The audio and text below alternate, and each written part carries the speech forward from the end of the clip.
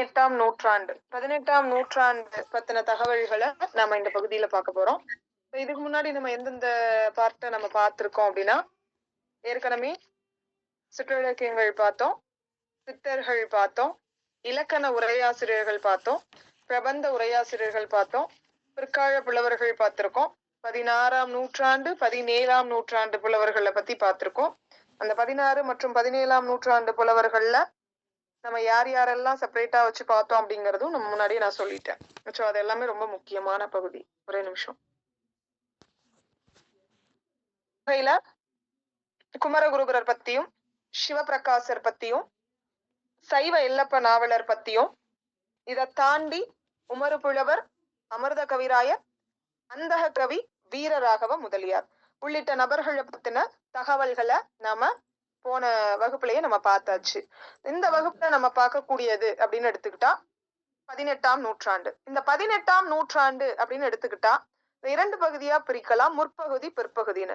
முற்பகுதியில வீரமாமுனிவர், தாயுமானவர் உள்ளிட்ட நபர்களை பத்தியும், பிற்பகுதியில சிவஞான முனிவர், கச்சியப்ப முனிவர் போன்ற நபர்களை பத்தியும் தான் நம்ம என்ன பண்ண போறோம், இந்த 18ஆம் நூற்றாண்டு அப்படிங்கிற தலைப்பின் கீழே நம்ம பார்க்க போறோம். சரி, முதலாவதாக இந்த 18ஆம் நூற்றாண்டுல நம்ம பார்க்கக்கூடிய நபர் யார் அப்படின்னா சாந்தலிங்க அடிகள் அப்படிங்கிறவர். ரொம்ப முக்கியமான கொஸ்டின் இது எல்லாமே. யார் இந்த சாந்தலிங்க அடிகள்? இவர் எந்த நாட்டை சார்ந்தவர்? முதல்ல சாந்தலிங்க அடிகள் வந்துட்டு தொண்டை நாட்டை சார்ந்தவர் அப்படின்னு சொல்லுவாங்க. வீரசைவர். கோவைக்கு அடுத்து இருக்கக்கூடிய பேரூரில் ஒரு மடத்தினை நிறுவி இருக்கிறாரு. யார்? எப்படி டைரக்டாவே கேள்வி கேட்கலாம். கோவையை அடுத்து பேரூரில் மடம் நிறுவிய நபர் யாரு அப்படின்னு கேட்கலாம். இவர் பெயர்ல தமிழ் கல்லூரி ஒன்றும் இருக்கு அப்படின்னு சொல்றாங்க. வைராகிய சதக தீபம், அதை தாண்டி அவிரோத உந்தியார் போன்ற நூல்கள்லாம் இவர் எழுதியிருக்கிறாரு. இந்த கேள்வி ரொம்ப முக்கியம். வைராகிய சதகம், வைராகிய தீபம், இந்த நூல் எழுதுனது யாரு? சாந்தலிங்க அடிகள். அவிரோத உந்தியார் அப்படிங்கிற நூலையும் இவர் எழுதியிருக்கிறாரு. இந்த கொஸ்டின் ரொம்ப முக்கியம்.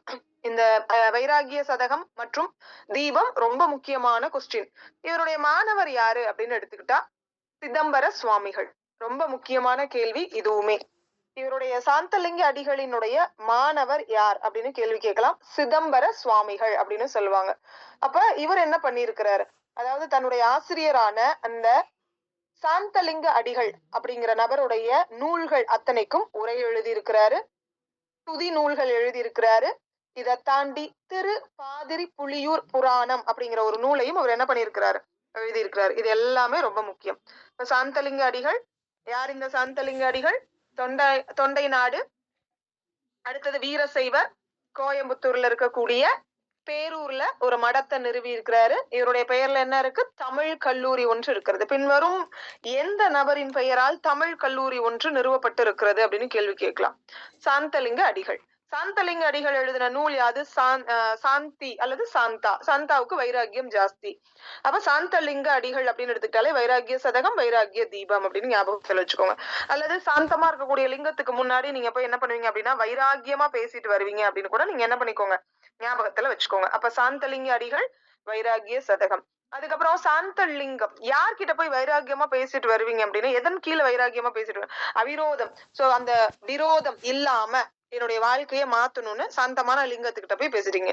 அப்ப விரோதம் அவிரோதம், விரோதம் இல்லாதது அவிரோதம் அப்படின்னு ஞாபகத்துல வச்சுக்கோங்க. அப்ப வைராகிய சதக தீபம், அவிரோத உந்தியார் உள்ளிட்ட நூல்களை எழுதியிருக்காங்க. ரொம்ப முக்கியம். இவருடைய மாணவர் யாரு? சிதம்பர சுவாமிகள்.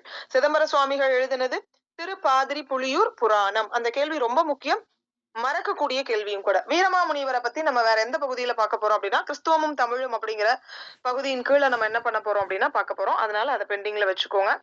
அடுத்ததான் நம்ம பார்க்கக்கூடிய நபர் யார் அப்படின்னா தாய்மான சுவாமிகள். இது பிஜிலையும் சரி யூஜிலையும் சரி ரொம்ப முக்கியமா கேட்கக்கூடிய கேள்வி. அதனால நல்லா படிச்சுக்கோங்க. இதுல இருந்து பிஜில எல்லாம் டைரக்டான கேள்விகள் எல்லாமே வந்திருக்கு.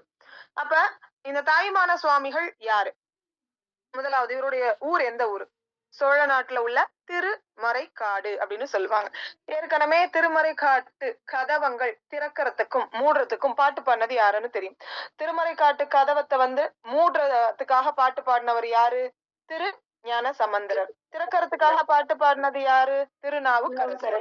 ரொம்ப முக்கியம். திருநாவுக்கரசர் திறந்த அந்த கதவை தான் பூட்டுறதுக்காக வேண்டி மறுபடியும் திரு ஞான சம்பந்தர் பாடி இருக்கிறாரு அப்படின்னு உங்களுக்கு தெரியும்.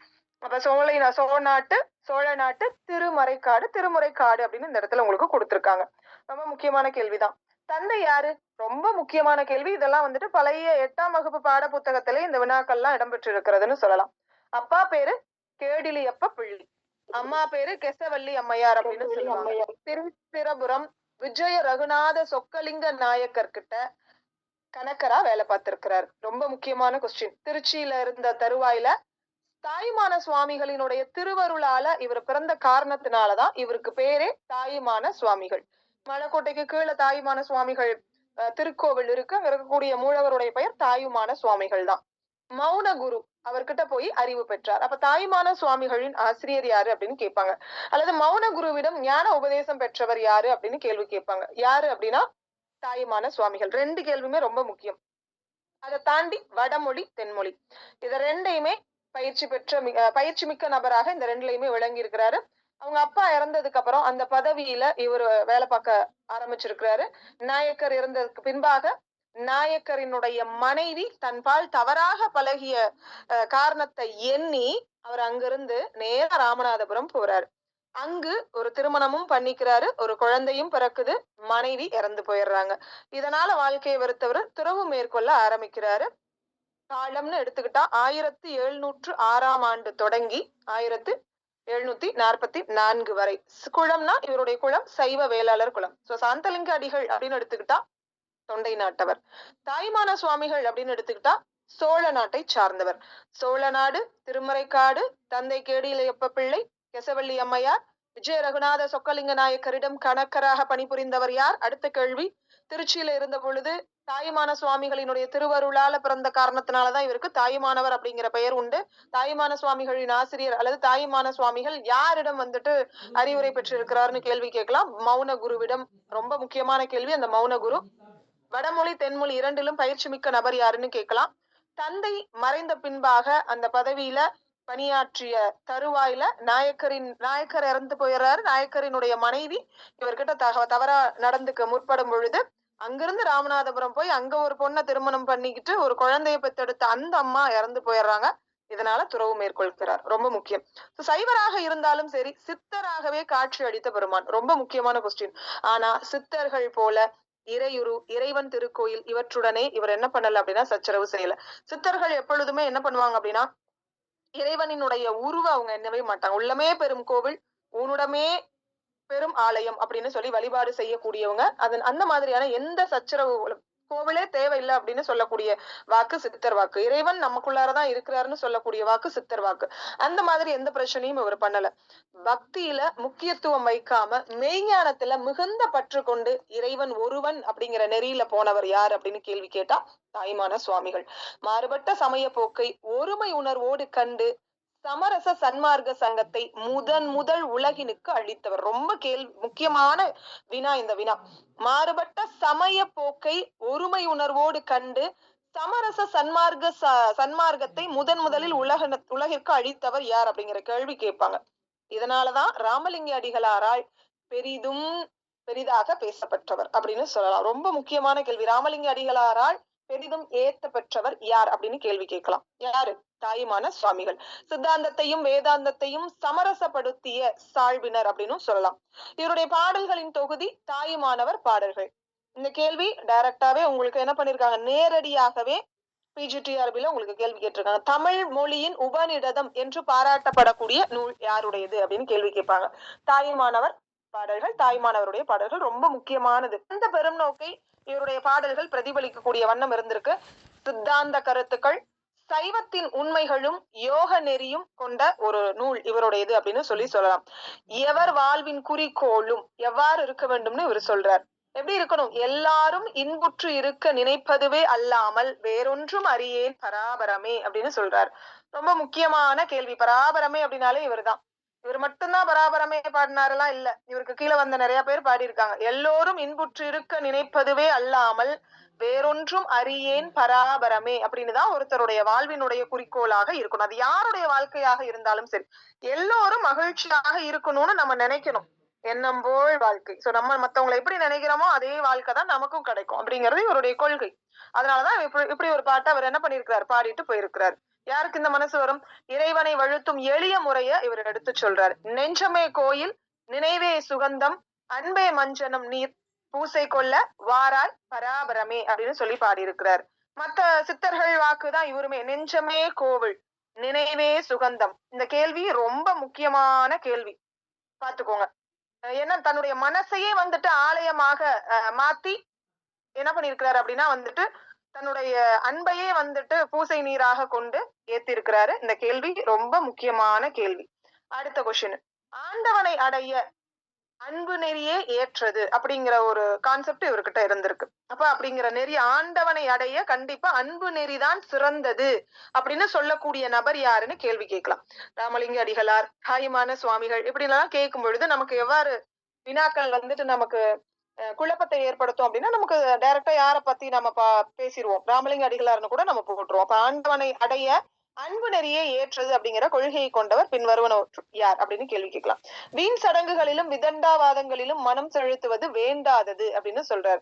ஆசைக்கோர் அளவில்லை அப்படிங்கிற ஒரு பாடலையும் அவரு பாடியிருக்கிறாரு. இந்த பாடல் ரொம்ப முக்கியமான பாடல்.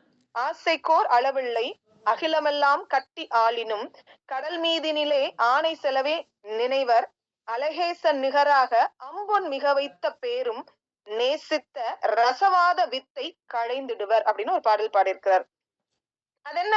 ஆசைக்கு ஒரு அளவில்லை, அதாவது ஆசைக்கு ஒரு எல்லையே இல்லை. இன்னைக்கு நம்ம 100 ரூபாய் சம்பாதிச்சிருக்கோம், நமக்கு தேவையான வாழ்க்கை முறை, அதாவது அன்றாடம் அதுக்கு கூட இல்லாத நபர்கள்லாம் நிறைய பேர் இருக்காங்க. இருந்தாலும் நமக்கு இன்னும் அதிகமா வேணும் அப்படின்னு நம்ம முற்படுறோம் இல்லையா? சோ அதுதான் ஆசை அப்படின்னு சொல்லுவோம். நமக்கு உண்டான பொருள் போதும் அப்படின்னு இறைவன் கிட்ட நம்ம என்னைக்காவது நன்றி தெரிவிச்சிருக்கோமா? ஆனா கிடையாது. நமக்கு அது வேணும் இது வேணும்னு தான் இறைவனை நம்ம என்ன பண்றோம்? எந்நேரமும் போய் வழிபாடு செய்யறோம். அதனாலதான் ஆசைக்கு ஒரு அளவில்லை அகிலமெல்லாம் கட்டி ஆளினும் அப்படின்னு சொன்னவர் யார்? தாயுமான சுவாமிகள். அப்ப அகிலமெல்லாம் இந்த உலகம் முழுவதையும் தன்வசப்படுத்தி கொண்டாலும் ஒரு மனிதனினுடைய ஆசைக்கு அளவே இல்லை. கடல் மீதினிலே ஆணை செலவே நினைவர், கடலின் மீதும் ஆதிக்கம் செலுத்தவே நினைப்பார்கள். அவர்களுடைய ஆசை அடங்காமல் உலகத்தையே அவர்களுக்கு கீழாக கொண்டு வந்தாலும் கடல் பாக்கி இருக்குல்ல, கடல் மீதும் என்னுடைய ஆதிக்கம் இருக்க வேண்டும் அப்படின்னு மனுஷங்க நினைப்பாங்களாம். அததான் கடல் மீதினில் ஆணை செலவே நினைவர் அப்படின்னு சொல்லியிருக்கிறார். அழகேசன் நிகராக அம்பொன் மிக வைத்த பேரும், குபேரனை போல அழகேசன் குபேரன், அப்ப குபேரனை போல மிகவும் பொன்னையும் செல்வத்தையும் வைத்திருப்பவர்களும், அதனாலதான் அழகேசன் நிகராக அம்பொன் மிக வைத்த பேரும். அழகேசன் அந்த இடத்துல யார குறிக்கக்கூடிய பெயர்? யார குறிக்கக்கூடிய பெயர்? சிவனாங்க மேம், முருகனாங்க மேம். குபேரனை குறிக்கக்கூடிய பெயர் அழகேசன். அழகேசன் அப்படின்னா யாரு? குபேரன். அழகேசன் நிகராக அம்பொன் மிக வைத்த பேரும், குபேரனை போல மிகவும் பொன்னையும் செல்வத்தையும் வைத்திருப்பவர்களும், நேசித்து ரசவாத வித்தை களைந்திடுவர், ரசவாத வித்தையை கற்று அதை செய்ய முயற்சி செய்வார்கள் அப்படின்னு சொல்றாங்க. அதனால ஆசையே துன்பத்திற்கு காரணம் அப்படிங்கிற ஒரு கருத்தை இவர் முன் வச்சிருக்கிறாரு. இவருடைய கருத்து பௌத்தத்துல சொல்லப்படக்கூடிய கருத்துக்களோடு தொடர்புடையதாக சொல்லலாம். அப்ப பாடல் என்னது? ஆசைக்கோர் அளவில்லை அகிலமெல்லாம் கட்டி ஆளினும் கடல் மீதினிலே ஆணை செலவே நினைவர், அழகேசன் நிகராக அம்பொன் மிக வைத்த பேரும் நேசித்த ரசவாத வித்தை களைந்திடுவர் அப்படிங்கிற பாடல். இந்த பாடல் பாடினது யாரு அப்படின்னு கேள்வி கேட்கலாம். தாயுமான சுவாமிகள். சோ ரொம்ப முக்கியமான வினா இது. இந்த வினா பாத்துக்கோங்க. நெஞ்சமே கோயில், நினைவே சுகந்தம், அன்பே மஞ்சன நீர், பூசை கொள்ள வாராய் பராபரமே. நெஞ்சம்தான் கோவில், நினைவுதான் சுகந்தம், அன்புதான் மஞ்சன நீர். அப்ப பூசை கொள்ள இறைவா நீ வா அப்படின்னு சொல்லிட்டு கூப்பிடுறாரு. ஆண்டவனை அடைய அன்பு நெறியே உகந்தது அப்படின்னு சொல்றாரு. வீண் சடங்குகளிலும் விதண்டாவாதங்களிலும் மனம் செலுத்த வேண்டாம் அப்படின்னு சொல்றாரு. ஆசைக்கோர் அளவில்லை அப்படின்னு சொல்றாரு. இன்னொரு வார்த்தை என்ன சொல்றாரு? அங்கிங்கெனாதபடி அப்படிங்கிற ஒரு வார்த்தையும் முன்வைக்கிறாரு. இந்த கேள்வி ரொம்ப முக்கியமான பாடல், இதையும் பார்த்துக்கோங்க. அங்கிங்கெனாதபடி அப்படிங்கிற பாடல். இந்த பாடலை முன்னாடி கேள்விப்பட்டிருப்பீங்களா? யாராவது கேள்விப்பட்டிருக்கீங்களா? அங்கிங்கெனாதபடி. அங்கிங்கெனாதபடி எங்கும் பிரகாசமாய் ஆனந்த பூர்த்தியாகி அருளோடு நிறைந்தது தன்னருள் வெளிக்குள்ளே அகிலாண்ட கோடி எல்லாம் தங்கும் படிக்கிச்சை வைத்து உயிர்க்கு உயிராய் தலைத்தது எது அப்படின்னு சொல்லிட்டு பாடியிருக்கிறார். இந்த பாடல் வந்துட்டு ரொம்ப முக்கியமான பாடல், முதல் பாடல். இந்த பாடலை நோட் பண்ணிக்கோங்க,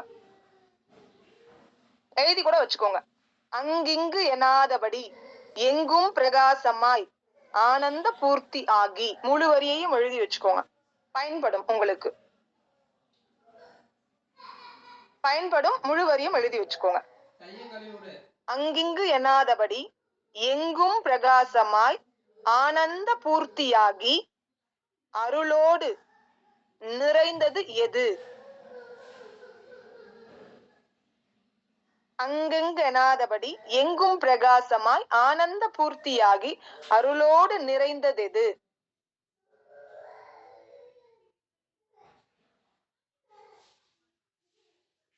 அதாவது அங்கொன்னு இங்கொன்னுமா அப்படி இல்லாம எங்கும் பிரகாசமாக ஆனந்தமயமாக அருளோடு நிறைந்தது எது அப்படின்னு சொல்லி கேள்வியாக இது கேட்கிறார். இந்த கேள்வி ரொம்ப முக்கியம். பாடல் ரொம்ப பெரிய பாடல். இந்த 4 வரினாவது நீங்க எழுதிக்கோங்க. முக்கியமான பாடல், பாடல் 1 இது. அங்கிங்கனாதபடி எங்கும் பிரகாசமாய் ஆனந்த பூர்த்தியாகி அருளோடு நிறைந்தது எது? தன்னருள் வெளிக்குள்ளே, தன்னருள் வெளிக்குள்ளே அகிலாண்ட கோடியெல்லாம், அகிலாண்ட கோடியெல்லாம் தங்கும்படி கிச்சை, தங்கும்படி கிச்சை வைத்து, தங்கும்படி கிச்சை வைத்து உயிருக்கு உயிராய் தலைத்தது எது? உயிருக்கு உயிராய் தலைத்தது எது?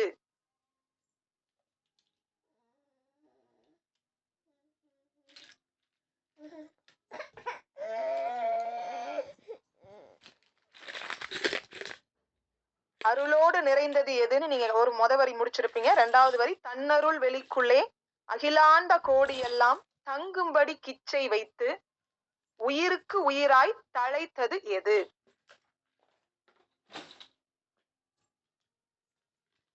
இந்த பாடல் வரி ரொம்ப முக்கியமான வரி, பார்த்துக்கோங்க.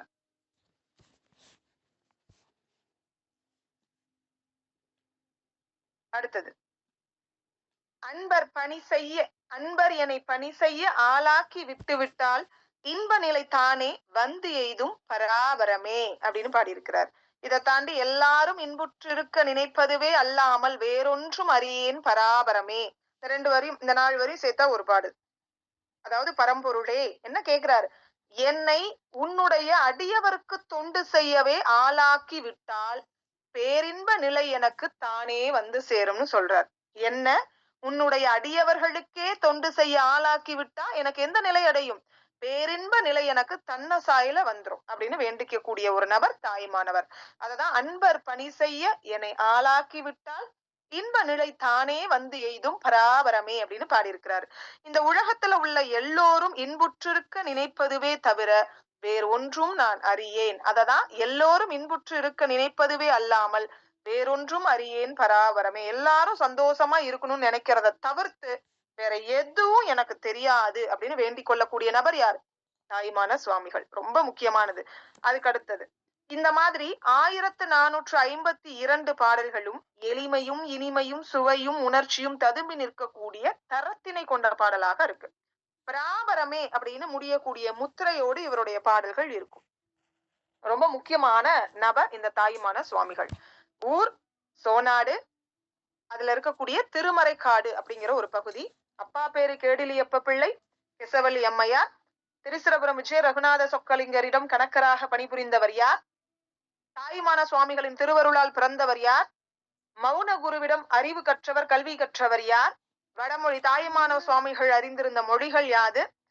அதே மாதிரி இவர் எந்த ஊரை திருமணம் பண்ணிக்கிட்டார்? தாயுமான சுவாமிகள் எங்க போய் திருமணம் பண்ணிக்கிட்டார்? ராமநாதபுரம் போய் அங்க இருக்கக்கூடிய ஒரு பெண்ணை திருமணம் பண்ணிக்கிட்டாரு. இதை தாண்டி இவர் வாழ்ந்த காலம், இவருடைய குலம், இதெல்லாம் கொடுத்திருக்கிறாங்க. ராமலிங்க அடிகளால் பெரிதும் ஏத்த பெற்றவர் யார் அப்படின்னு கேள்வி கேட்கலாம். இவருடைய பாடல்கள் தாயுமானவர் பாடல்கள் அப்படின்னு அழைக்கப்படுகிறது. அதை தாண்டி தமிழ் மொழியின் உபநிடதம் அப்படின்னு போற்றப்படக்கூடிய நூல் யாருடையது? தாயுமான சுவாமிகள். ரொம்ப முக்கியமான பாடல்கள் இந்த தமிழ் மொழியின் உபநிடதம். நிறைய பாடல்கள் பாடியிருக்கிறார். எல்லோரும் இன்புற்றிருக்க நினைப்பதுவே அல்லாமல் வேறொன்றும் அறியேன் பராபரமே, நெஞ்சமை கோயில் நினைவே சுகந்தம் அன்பே மஞ்சன நீர் பூசை கொள்ள வாராய் பராபரமே, ஆண்டவனை அடைய அன்பே நெறி, இந்த மாதிரி நிறைய பாடல்களை பாடியிருக்கிறாரு. இவருடைய பாடல் எண்ணிக்கை வேற எதுலயும் கேட்க மாட்டாங்க. கண்டிப்பா இவருடைய பாடல் எண்ணிக்கை கண்டிப்பா இந்த இதுல இருந்து கேட்பாங்க. அதனால தயவு செஞ்சு அதை நல்லா படிச்சு வச்சுக்கோங்க, பாத்துக்கோங்க. சரி, அடுத்தது திரிகூட ராசப்ப கவிராயர். யார் இந்த திரிகூட ராசப்ப கவிராயர்? பாண்டிய நாட்டு மேலகரம் அப்படிங்கிற ஊரு. சரி, இவருடைய மனைவி பெயர் யாருக்காவது தெரியுமா? மனைவி பெயர் யாருக்காவது தெரியுமா? தாயுமானவரினுடைய மனைவி பெயர் தெரியாதுங்க மேம். பழைய ஸ்கூல் புக்ல இருக்கு. பழைய ஸ்கூல் புக்ல இருக்கு. Very good. மட்டுவார் குழலி என்ற பெண்ணை திருமணம் பண்ணிக்கிறார். அந்த அரசி பேரு மீனாட்சி. இவர் மீது மோகம் கொண்ட அரசி பெயர் என்ன அப்படின்னா வந்துட்டு ராணி மீனாட்சி. அதாவது இந்த நாயக்க மன்னர் இறைவனடி சேர்ந்ததும் ராணி மீனாட்சி பொறுப்பேற்று நிர்வாகம் செய்யக்கூடிய தருவாயில தான் அரசு கணக்கராக இந்த தாயுமானவர் பணியாற்றி வந்திருக்கிறாரு. அரசு பணியிலிருந்து தன்னை விடுவிச்சுட்டும் இருக்கிறாரு. ஏன்னா அந்த பெண் தன்னிடம் தவறாக பழகுறாங்க அப்படின்னு தெரிஞ்சு ராமநாதபுரத்துல போயிட்டு அங்க இருக்கக்கூடிய தருவாயில தான் மௌனகுரு சுவாமிகளின் ஆசிகளோடு மட்டுவார் குழலி அப்படிங்கிற பெண்ணை திருமணமும் பண்ணிக்கிறார். இதுக்கப்புறம் இவங்களுக்கு ஒரு குழந்தை பிறக்குது. அந்த குழந்தை பேரு கனக சபாபதி. அதையும் பார்த்துக்கோங்க. கனக சபாபதி. அடுத்தது ஏதாவது டவுட் இருக்கா? திரிகூட ராசப்ப கவிராயர், பாண்டி நாடு. இந்த பாண்டிய நாட்டுல மேலகரம் அப்படிங்கிற பகுதியில பிறந்திருக்கிறாரு. குற்றால குறவஞ்சி இவருடைய புகழ்மிக்க ஒரு படைப்புன்னு சொல்லலாம். ரொம்ப முக்கியமான கேள்வி. திரிகூட ராசப்ப கவிராயர்னாலே குற்றால குறவஞ்சி ரொம்ப முக்கியம். அது உங்களுக்கு தெரிஞ்ச ஒரு விஷயம் தான். சோ குற்றாலத்தின் மீது மாலை பாடி இருக்கிறாரு, ஸ்லேடை பாடி இருக்கிறாரு, யமக அந்தாதி பாடி இருக்கிறாரு, குற்றாலத்தை பத்தி தலபுராணம் இதெல்லாமே பாடி இருக்கிறாரு. பிற்கால நாடக இலக்கிய வகைக்கு வழிகாட்டியவர் யார்? இந்த கேள்வி ரொம்ப முக்கியம். பெருவாரியாக இதெல்லாம் நம்ம கடந்துட்டு போறோம். இந்த மாதிரி கேள்வியை தான் பெருவாரியாக என்ன பண்றாங்க, வினாக்களா கேக்குறாங்க. பிற்கால நாடக இலக்கிய வகைக்கு வழிகாட்டியாக திகழ்ந்த நபர் யார் அப்படின்னு கேட்கலாம். திரிகூட ராசப்ப கவிராயர், குறவஞ்சி மேடு நாயக்க மன்னர்கள் இவர்களுக்கு கொடுத்த பரிசு. இன்னைக்குமே அது இருக்கு. குற்றால குறவஞ்சி இயற்றுனதுக்காக இந்த பரிசை கொடுத்திருக்காங்க. இன்னைக்குமே இந்த இடம் இருக்கு அப்படின்னு நமக்கு தெரியும். கொட்டையூர் சிவக்கொழுந்து தேசிகர் கும்பகோணத்திற்கு அடுத்து இருக்கக்கூடிய ஒரு ஊர் தான். தஞ்சை பெருவுடையார் உலா, கோட்டீஸ்வர கோவை, சரபேந்திர பூபால குறவஞ்சி, சிவக்கொழுந்து தேசிகர் எழுதின ரொம்ப முக்கியமான ஒரு நூல் சரபேந்திர பூபால குறவஞ்சி. இந்த நாடகம் மூன்றும் படைத்த ஒரு நபர் யார் அப்படின்னா கொட்டையூர் சிவக்கொழுந்து தேசிகர். சரபோஜி மன்னரினுடைய அரசவை புலவராக இருந்தவர் யார் அப்படிங்கிற கேள்வியும் கேட்கப்படலாம். இதுவும் ரொம்ப முக்கியமான கொஸ்டின். சரபேந்திர வைத்திய முறைகள், சன்னிரோக சிகிச்சைகள், அதை தாண்டி சரபேந்திர வைத்தியம், இந்த மாதிரி மருத்துவ நூல்களும் திருவிடை மருதூர், திருப்பெருமன நல்லூர் புராணங்களையும் இவர் என்ன பண்ணியிருக்கிறார், பாடியிருக்கிறாரு. திருப்பாதிரி புலியூர் புராணம் பாடினது யார்? சாந்தலிங்க அடிகள். திருப்பெருமன நல்லூர் புராணம் பாடினது யாரு? கொட்டையூர் சிவக்கொழுந்து தேசிகர். திருப்பெருமன நல்லூரில் இறைவனடி சேர்ந்தவர் யார்? அடுத்த கேள்வி. திருஞான சம்பந்தர் அப்படிங்கிற நபர். உங்களுக்கு தெரியும். கொட்டையூர் சிவக்கொழுந்து தேசிகர் அப்படின்னு எடுத்துக்கிட்டா எந்த ஊரு? கும்பகோணத்திற்கு அடுத்து இருக்கக்கூடிய அந்த கொட்டையூர் அப்படிங்கிற ஊர்ல பிறந்திருக்கிறாரு. தஞ்சை பெருவுடையார் உலா பாடி இருக்கிறாரு. இந்த கேள்வியும் ரொம்ப முக்கியமானதுதான். கோட்டீஸ்வர கோவை. இத ரெண்டை விட மிகுந்த முக்கியமா வாய்ந்த ஒரு வினா அப்படின்னா சரபேந்திர பூபால குறவஞ்சி. குறவஞ்சியிலே இந்த கேள்வி டைரக்டாவே உங்களுக்கு கேட்பாங்க. சரபேந்திர பூபால குறவஞ்சியின் ஆசிரியர் யார்? கொட்டையூர் சிவக்கொழுந்து தேசிகர். இந்த இடத்துல நல்லா ஸ்ட்ராங்கா வச்சுக்கோங்க. சரபோஜி மன்னரினுடைய அரசவை புலவராக இருந்திருக்கிறார். அதனாலதான் அவர் பெயர்ல குறவஞ்சி பாடியிருக்கிறார். சரபேந்திர வைத்திய முறைகள், சன்னிரோக சிகிச்சைகள், சரபேந்திர வைத்தியம், இந்த மாதிரி மருத்துவ நூல்களும் புராணங்களும் பாடியிருக்கிறார். புராணங்கள் திருவிடை மருதூர் மீதும் திருப்பெருமன நல்லூர் புராணங்களையும் இவர் என்ன பண்ணிருக்கிறார், பாடியிருக்கிறாரு. இந்த கேள்வி ரொம்ப முக்கியமான கேள்வி. கொட்டையூர் சிவக்கொழுந்து தேசிகர். சரி, சைவ புலவர், இலக்கண இலக்கியம் பயிற்சி மிக்க அறிஞர் அப்படின்னு சொல்லலாம். இவர் ஏற்கனவே உங்களுக்கு தெரியும். இவரை பத்தி இவர் சாதாரண நபர் கிடையாது. சரபோஜி அப்படிங்கிற மன்னர்கிட்ட அரசவை புலவராகவும் இருந்திருக்கிறாரு. இவருடைய படைப்புகள்ல குறிப்பிடத்தக்க படைப்பு அப்படின்னு எடுத்துக்கிட்டா சரபேந்திர பூபால குறவஞ்சி நாடகமும் கோட்டீஸ்வர கோவையும் அப்படின்னு சொல்லுவாங்க. இதை தாண்டி இவருக்கு உண்டான பெருமை அப்படின்னு எடுத்துக்கிட்டா இதையும் நோட் பண்ணிக்கோங்க. திருவாசகத்தை முதலில் அச்சிட வைத்த பெருமை இவருக்கு உண்டு. யாருக்கு? கொட்டையூர் சிவக்கொழுந்து தேசிகருக்கு உண்டு. எதை? திருவாசகத்தை முதலில் அச்சிட வைத்த பெருமை யாருக்கு உண்டு அப்படின்னு கேட்பாங்க. அடுத்தது தஞ்சை பெருவுடையார் உலா அப்படின்னும் கேட்கலாம், பெருவுடையார் உலா அப்படின்னும் கேட்கலாம். மொத்தம் 4 நூல்கள் எழுதியிருக்கு. 3 நூல்கள் படைச்சிருக்கிறாருன்னு உங்களுக்கு தெரியும். அதுல மத்த கோடீஸ்வர கோவை, சரபேந்திர பூபால குறவஞ்சி நாடகம் ரொம்ப முக்கியம். அதுல தஞ்சை பெருவுடையார் உலாவுல பெருவுடையார் உலா அப்படின்னு ஒரு சில இடத்துல கேட்பாங்க. நீங்க என்ன பண்ணிக்காதீங்க, கன்ஃபியூஷன் ஆயிக்காதீங்க. ஒண்ணு. அதை தாண்டி சைவ மரபை பின்பற்றி திருப்பனந்தாள் காசி மடத்தினுடைய ஆதரவோடு பல நூல்களை பதிப்பிச்சு வெளியிட்ட பெருமை இவருக்கு உண்டு. சைவ மரபை பின்பற்றி திருப்பனந்தாள் காசி மடத்தினுடைய ஆதரவோடு பல நூல்களை பதிப்பித்தவர் யார் அப்படின்னு கேள்வி கேட்கலாம். யாரு? கொட்டையூர் சிவக்கொழுந்து தேசிகர். எதனால இவருக்கு கொட்டையூர் சிவக்கொழுந்து தேசிகர்? கொட்டையூர்ல பிறந்ததுனாலதான் கொட்டையூர் சிவக்கொழுந்து தேசிகர். சரபோஜி மன்னர்னு சொல்றாங்களே, யார் அவர்? எந்த நாட்டை ஆட்சி செஞ்சவர்? தஞ்சையை ஆட்சி செய்தவர். தஞ்சை மன்னரான மராட்டிய மன்னராக விளங்கக்கூடிய சரபோஜி மன்னரினுடைய அரசவை புலவர். அவருடைய அப்பா பேரு தண்டபாணி தேசிகர். சிவக்கொழுந்து தேசிகரின் தந்தை பெயர் யாது அப்படின்னு கேள்வி கேட்டா தண்டபாணி தேசிகர். ரொம்ப முக்கியமான வினா, எல்லாமே பாத்துக்கோங்க.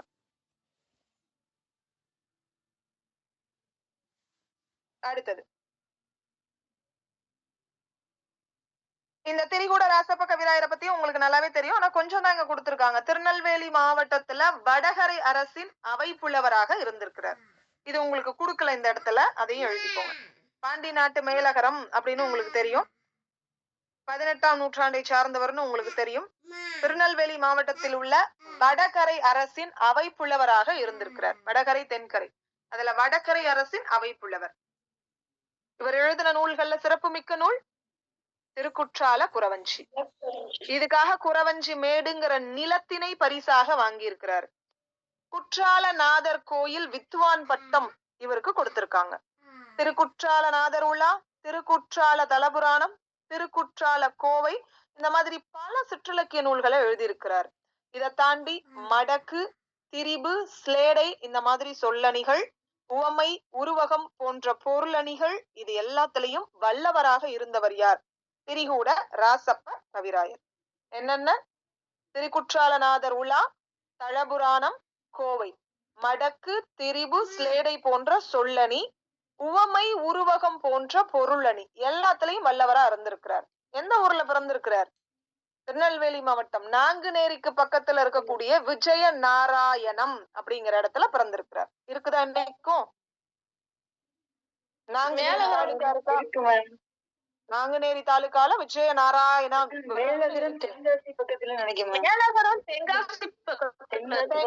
பக்கத்துல. ஆமா, அந்த அது எங்க இருக்கு அப்படின்னா அதையும் நான் அடுத்ததா சொல்லிடுறேன். பிறப்பிடம் நாங்குநேரிக்கு பக்கத்துல உள்ள விஜய நாராயணம் அப்படிங்கிற இடத்துல பிறந்திருக்கிறாரு. அதுக்கப்புறம் தென்காசிக்கு பக்கத்துல இருக்கக்கூடிய மேலகரத்துக்கு குடிபெயர்ந்திருக்கிறாரு. அதனாலதான் அங்க இருக்கக்கூடிய மன்னர்கிட்ட அரசின் கீழே அவை புலவரா வேலை பார்த்திருக்கிறாரு. சரிங்களா? சரி, இவருடைய வேலை என்ன? திருக்குற்றாலநாதர் கோவில்ல பூமாலை கட்டுதல், உளவார பணிகள் செய்தல். உளவார பணிகள் செய்தல்னா உங்களுக்கு தெரியும், கோவில்களை சுத்தம் செய்யக்கூடிய பணி. வடகரை மன்னன் சின்னஞ்சாத்தேவர் அப்படிங்கிற நபர் மற்றும் மதுரை சொக்கலிங்க நாயக்கரினுடைய ஆதரவை பெற்ற ஒரு நபர். வடகரை மன்னன் சின்னஞ்சாத்தேவர் அப்படிங்கிற நபரும் மதுரை சொக்கநாத நாயக்கரின் ஆதரவும் பெற்றவர் யார்? திரிகூட ராசப்ப கவிராயர். குறவஞ்சி, திருக்குற்றால குறவஞ்சி அப்படின்னா எதை சொல்லக்கூடியது? குறிஞ்சி நில மக்களினுடைய வாழ்க்கையை சித்தரிக்கக்கூடிய ஒரு தலைச்சிறந்த நூலாக விளங்கக்கூடியது இந்த திருக்குற்றால குறவஞ்சி. குறவஞ்சினாலே குறிஞ்சி தான், மலை சார்ந்த இடங்களை பற்றிய பாடல்கள் தான் அதுல இடம்பெற்று இருக்கும் இல்லைங்களா? சரி, இதுல ஏதாவது சந்தேகங்கள் இருக்கா?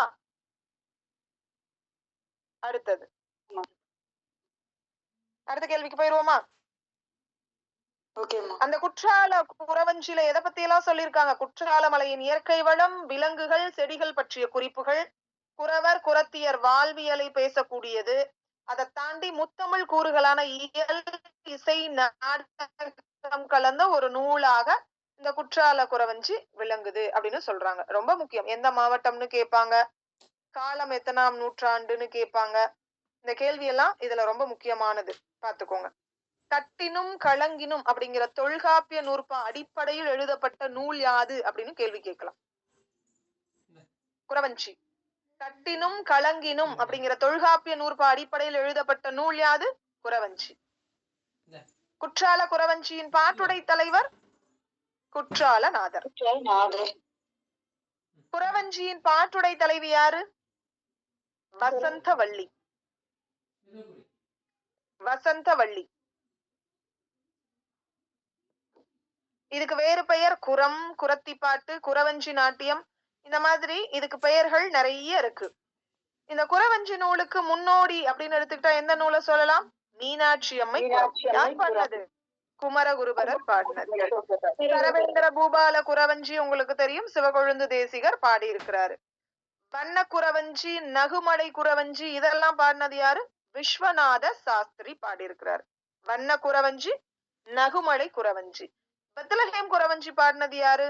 தஞ்சை வேதநாயக சாஸ்திரியார் பாடியிருக்கிறார். இந்த கேள்வி எல்லாமே உங்களுக்கு முக்கியமான கேள்வி, பாத்துக்கோங்க. அப்ப திரிகூட ராசப்ப கவிராயர் இந்த பகுதியின் கீழே சாந்தலிங்க அடிகள், தாயுமானர் சுவாமிகள், திரிகூட ராசப்ப கவிராயர், கொட்டையூர் சிவகொழுந்து தேசிகர் உள்ளிட்ட நபர்களை பத்தி நம்ம படிச்சிருக்கோம். அடுத்ததா சீர்காழி அருணாச்சல கவிராயர். உங்களுக்கு இந்த பகுதியில கொடுத்திருக்க கூடியது அப்படின்னு எடுத்துக்கிட்டா தரங்கம்பாடிக்கு அடுத்த தில்லையாடி அப்படிங்கிற இடத்துல பிறந்திருக்கிறார். தில்லையாடினாலே வள்ளியம்மை தான் நமக்கு ஞாபகத்துல வருவாங்க. வேளாளர், தருமை ஆதீன குரு முதல்வர், அம்பலவான தேசிகர் கிட்ட தமிழ் படிச்சிருக்கிறார். இந்த கேள்வி ரொம்ப முக்கியம். அம்பலவான தேசிகரிடம் தமிழ் கற்ற அறிஞர் யார்? அந்த கேள்வி கேட்கலாம். தென்மொழி, வடமொழி இரண்டிலும் வல்லவர். ஏற்கனவே வடமொழி, தென்மொழி இரண்டிலும் வல்ல நபராக நம்ம யார சொன்னோம்? சுவாமிகளை நம்ம படிச்சோம். அதே மாதிரி சீர்காழி அருணாச்சல கவிராயரும் வடமொழி தென்மொழியில வல்லவராக இருந்திருக்கிறார். இவருடைய புகழ்மிக்க நூல் எது? ராம நாடக கீர்த்தனை. இந்த ராம நாடக கீர்த்தனையினாலதான் இவர் புகழும் அடைஞ்சிருக்கிறாரு. தமிழிசையில இவருக்கு சிறந்த இடம் உண்டு. இந்தா விபீஷணா அப்படிங்கிற ஒரு பாடல் அப்படின்னு எடுத்துக்கிட்டா இவர் பாடின பாடல் தான் சீர்காழி தழபுராணம். சீர்காழியின் மீது கோவை பாடியிருக்கிறாரு. இதை தாண்டி அனுமார் மீது பிள்ளை தமிழ் பாடினவர் யாரு அப்படின்னு கேள்வி கேட்கலாம். ரொம்ப முக்கியமான கேள்வி. அசோமுகி நாடகம் இந்த மாதிரியான நூல்களும் சில தனிப்பாடல்களையும் இவர் பாடியிருக்கிறார். சீர்காழி அருணாச்சல கவிராயர் எங்க பிறந்திருக்கிறாரு அப்படிங்கிற கேள்வி கண்டிப்பா கேட்கலாம். எந்த ஊர்ல பிறந்திருக்கிறாரு? தரங்கம்பாடி அடுத்து தில்லையாடி. தில்லையாடியில் பிறந்திருக்கிறார். தரங்கம்பாடிக்கு அடுத்து இருக்கக்கூடிய தில்லையாடி அப்படின்னு சொல்றாங்க. அதை தாண்டி சீர்காழியில வாழ்ந்து கர்நாடக இசையில பல இசை பாட்டுகள் இயற்றியும் பாடியும் பெரும்புகழ் பரப்பிய இசை முன்னோடி. அதனாலதான் இவருக்கு பேரு சீர்காழி அருணாச்சல கவிராயர் அப்படின்னு சொல்லுவாங்க. கர்நாடக இசையில மும்மூர்த்திகள் அப்படின்னு போற்றப்படக்கூடிய நபர்கள் யாரு? தியாகராஜ சுவாமிகள், முத்துசுவாமி தீட்சிதர், தியாமா சாஸ்திரிகள். இந்த மூன்று நபர்களுக்கும் முன் இருந்த ஆதி மும்மூர்த்திகள்ல இவரும் ஒருத்தர். இவர் இயற்றிய பாடல்கள் தமிழ்ல இருக்கு. கர்நாடக ஆதி மும்மூர்த்திகள் எனப்படக்கூடிய நபர்கள்ல அருணாச்சல கவிராயர், மாரிமுத்தா பிள்ளை, முத்து தாண்டவர் இவங்க எல்லாம் குறிப்பிடத்தக்கவர்கள். அப்ப இவர் வந்துட்டு கர்நாடக ஆதி மும்மூர்த்திகள்ல ஒருத்தர். இது நமக்கு கர்நாடக இசையில மும்மூர்த்திகள் அப்படின்னு போற்றப்படக்கூடிய நபர்கள் தியாகராஜ சுவாமிகள், முத்துசுவாமி தீட்சிதர், ஷியாமா சாஸ்திரிகள். இவங்க மூன்று பேருக்கு முன்பாக மூணு நபர்கள் இருந்திருக்காங்க. அந்த மூன்று நபர்கள்ல இவரும் ஒருத்தர். அப்ப இப்ப பேசக்கூடிய நபர்கள் இப்ப நம்ம தியாகராஜ பாகவதனா நமக்கு ரொம்ப இம்பார்ட்டன்ட். அவருக்கு முன்னோடியாக அவர் இருந்திருக்கிறாரு அப்படின்னு சொல்லி ஞாபகத்துல வச்சுக்கோங்க. அவ்வளவுதான். சும்மா அருணாச்சல கவிராயர், தில்லையாடி, கார்காத்த வேளாளர் குலம், நல்ல தம்பி வள்ளியம்மை இவங்களுக்கு 4வது மகனாக பிறந்திருக்கிறாரு. இளமையிலேயே கவி பாடக்கூடிய புலமையும் பாடல்களை இசையோடு பாடக்கூடிய ஆற்றலும் இவருக்கு இளமையிலேயே இருந்திருக்கு. இதை தாண்டி நூல் பயன்களை இசையுடன் சொற்பொழிவாற்றக்கூடிய திறமையும் இவருக்கு இருந்திருக்கு. அருணாச்சல கவிராயரினுடைய பல புலமை திறன்களை தர்மபுர ஆதீன தலைவர் ரொம்ப அதிகமா மதிச்சிருக்கிறார். அதனால இந்த அருணாச்சல கவிராயரை சீர்காழிக்கு கூட்டிட்டு போய் குடும்பத்தோட தங்குறதுக்கு தகுந்த வசதிகளையும் செஞ்சு கொடுத்திருக்கிறார். சீர்காழியில வாழ்ந்ததுனாலதான் இவருக்கு என்ன பெயர்? சீர்காழி அருணாச்சல கவிராயர். ஆனா அவர் பிறந்த இடம் எந்த ஊரு? தில்லையாடி அப்படிங்கிற இடத்துல பிறந்திருக்கிறாரு. மாணவர்களுக்கு பாடம் சொல்லி கொடுத்தது மட்டும் இல்லாம பல நூல்களையும் இயற்றி இருக்கிறாரு. இவர் படைப்புகள்ல ராம நாடக கீர்த்தனை அப்படிங்கிற ஒரு நூல் தான் அழியாத புகழை ஏற்படுத்தி கொடுத்திருக்கு. இவருடைய காலம்னு எடுத்துக்கிட்டா கிட்டத்தட்ட எத்தனை வருஷம் வாழ்ந்திருக்கிறாருன்னா 67வது வயதுலதான் இவர் இறந்து போயிருக்கிறாரு. அசோமுகி நாடகம், சீர்காழியின் மீது தழபுராணம், சீர்காழியின் மீது கோவை, களம்பகம், அந்தாதி இதெல்லாம் பாடியிருக்கிறாரு. இதை தாண்டி தியாகராசர் வண்ணம், சம்பந்தர் பிள்ளைத்தமிழ், அனுமார் பிள்ளைத்தமிழ், ராம நாடக கீர்த்தனை இதெல்லாம் இவருடைய படைப்புகள் அப்படின்னு சொல்லலாம். ரொம்ப முக்கியமான கொஸ்டின். அதை தாண்டி கைவல்ய நவநீதம் தாண்டவராய சுவாமிகள் இயற்றியது. இதற்கு முதலில் உரை எழுதி இருக்கக்கூடிய நபர் யார் அப்படின்னா இந்த சீர்காழி அருணாச்சல கவிராயர். தாண்டவராய சுவாமிகள் எழுதின கைவல்ய நவநீதம் அப்படிங்கிற நூலுக்கு முதலில் உரை எழுதினவர் யாரு அப்படின்னு கேள்வி கேட்கலாம். அருணாச்சல கவிராயர். இந்த உரையே மிகச் சிறந்தது அப்படின்னு சொல்லுவாங்க. ரொம்ப முக்கியமான கொஸ்டின், பாத்துக்கோங்க.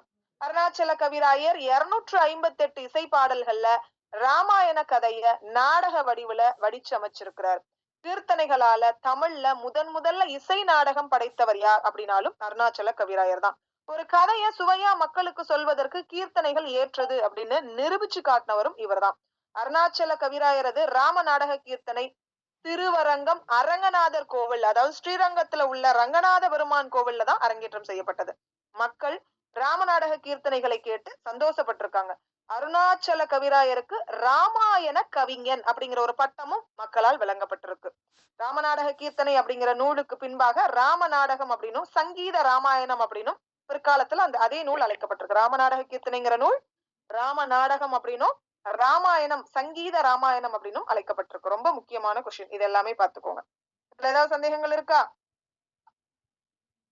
இதெல்லாம் சீர்காழி அருணாச்சல கவிராயர் பாடின பாடல்கள். ஏதாவது சந்தேகங்கள் இருக்கா? சரி, அழகர் கிள்ளை விடும் தூது பாடிய சொல்லுங்க மேம். மேம் நீங்க இப்ப சொன்ன பாயிண்ட்ஸ் எல்லாம் எதுல மேம் இருக்கு? இந்த பாயிண்ட் எல்லாம் இல்ல, நான் எக்ஸ்ட்ரா கொடுத்திருக்கேன். சோ இந்த வீடியோ உங்களுக்கு அப்லோட் பண்ணுவேன் இல்லைங்களா, அப்ப நீங்க போய் அதுல நீங்க நோட் பண்ணி வச்சுக்கோங்க. Okay ma'am. அழகர் கிள்ளை விடும் தூது. அழகர் கிள்ளை விடும் தூது பாடியவர் யார்? பழப்பட்டடை சொக்கநாத புலவர். 14,000 பாடல் கொண்ட பாரதம் பாடிய நல்லாப்பிள்ளை.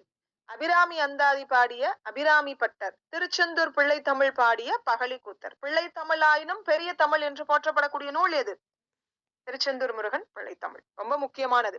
அழகர் கிள்ளை விடும் தூது பாடியவர் யார்? அழகர் அப்படின்னு எடுத்துக்கிட்டாலே பலப்பட்டடை சொக்கநாதர். அழகர் சொக்கநாதர் அப்படி ஞாபகத்துல வச்சுக்கோங்க, ஞாபகத்துக்கு இருக்கும். இதை தாண்டி 16,000 பாடல்களை கொண்டது பாரதம். அந்த பாரதத்தை பாடியவர் யாரு? நல்லாப்பிள்ளை. 16,000 பாடல்களை கொண்ட பாரதம் பாடிய நபர் யாருன்னே கேள்விகள் வரலாம். அபிராமி அந்தாதினாலே அபிராமி பட்டர், அதுல உங்களுக்கு மறக்கிறதுக்கு இல்ல. திருச்செந்தூர் முருகன் பிள்ளை தமிழ்னாலே பகழிக்கூத்தர். பிள்ளை தமிழாயினும் பெரிய தமிழ் என்று அழைக்கக்கூடிய நூல். இதுல ஏதாவது சந்தேகங்கள் இருக்கா? இவங்க அத்தனை பேரும் ரொம்ப முக்கியம். இது வருஷம் யார் யாரை பத்தி பார்த்திருக்கோம்? சந்தலிங்க அடிகள், தாயுமான சுவாமிகள், திரிகூட ராசப்ப கவிராயர், கொட்டையூர் சிவகொழுந்து தேசிகர், சீர்காழி அருணாச்சல கவிராயர். இதை தாண்டி பழப்பட்டடை சொக்கநாத புலவர், நல்லாப்பிள்ளை பாரதம். இதை தாண்டி பகழிக்கூத்தர் எழுதின திருச்செந்தூர் முருகன் பிள்ளை தமிழ். இதெல்லாம் எத்தனாம் நூற்றாண்டை சார்ந்த நூல்? 18ஆம் நூற்றாண்டை சார்ந்த நூல்கள். இதுல ஏதாவது சந்தேகங்கள் இருக்கா?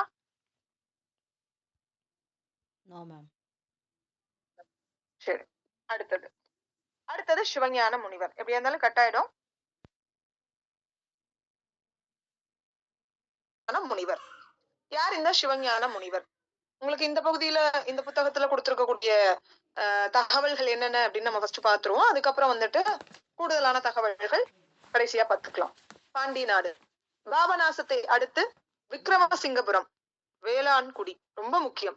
ஆனந்த கூத்தர் மயிலை அம்மையாருக்கு மகனாக பிறந்திருக்கிறாரு. இந்த வினா அத்தனையுமே உங்களுக்கு நன்னூல் உரையாசிரியர்கள்ல இருக்கும். பெற்றோரிட்ட பெயர் முக்கலாலிங்கர். ரொம்ப முக்கியமான பெயர். முக்காலிங்கர்னு ஒரு சில இடத்துல எல்லாம் இருக்கும். துறவில் ஈடுபாடு கொண்டு திருவாவடுதுறை ஆதீன முதல்வர் தவத்திரு வேலப்ப தேசிகரிடம் காவி பெற்று சிவஞான யோகியாக மாறி இருக்கிறாரு. தேசிகர ஞானாசிரியராக கொண்டு தமிழ், வடமொழி சாத்திரம் அனைத்தும் கற்றவர் அப்படின்னு சொல்லலாம். இலக்கியம், இலக்கணம், மொழிபெயர்ப்பு, சமயம், கண்டனம், புராணம், பிரபந்த தருக்கம், உரைகள், இந்த மாதிரி நிறைய இலக்கிய வகைகள் அத்தனையும் அவர் படைச்சு கொடுத்திருக்கிறார். இதை தாண்டி 1785 இறைவனடி சேர்ந்திருக்கிறார். இவருடைய முக்கியமான படைப்பு காஞ்சி புராணம். முதலாவதாக சிவஞான முனிவர் எந்த நாட்டை சார்ந்தவர்? இந்த கேள்வி ரொம்ப முக்கியம். பாண்டிய நாட்டு பாபநாசத்தை அடுத்த விக்ரமசிங்கபுரம். சிவஞான முனிவர் பிறந்த இடம் யாது அப்படின்னு கேள்வி கேட்பாங்க. விக்ரமசிங்கபுரம் அல்லது விக்ரமசிங்கபுரத்தில் பிறந்தவர் யார் அப்படின்னு கேள்வி கேட்கலாம். ஆனந்த கூத்தர் மயிலம்மையின் மகன் யார் அப்படின்னு கேட்கலாம். அல்லது சிவஞான முனிவரினுடைய பெற்றோர் யாவர் அப்படின்னு கேட்கலாம். முக்கலாலிங்கர் என்று அழைக்கப்பட்ட நபர் யாரு அப்படின்னு கேட்கலாம். சிவஞான முனிவரின் வேறு பெயர் யாது அப்படின்னு கேள்வி கேட்கலாம். ரொம்ப முக்கியமானது. யாரிடம் துறவு பெற்றார்? சிவஞான முனிவர் துறவு பெற்றது யாரிடம் அப்படின்னு கேள்வி கேட்கலாம். சிவஞான முனிவர் துறவு பெற்றது யாரிடம்? வேலப்ப தேசிகர் அப்படிங்கிற நபர்கிட்ட. யோகியாகவும் மாறி இருக்கிறாரு. இந்த யார் இவருடைய சிவஞான முனிவரினுடைய ஞானாசிரியர் யாரு அப்படின்னு கேட்பாங்க. வேலப்ப தேசிகர் தான். சிவஞானம் வேலப்பர் அப்படி ஞாபகத்துல வச்சுக்கோங்க. தமிழ் வடமொழி சாஸ்திரம் அனைத்தையும் யாரிடம் கத்துக்கிட்டாரு? வேலப்ப தேசிகர் கிட்ட இருந்துதான் கத்துக்கிட்டாரு.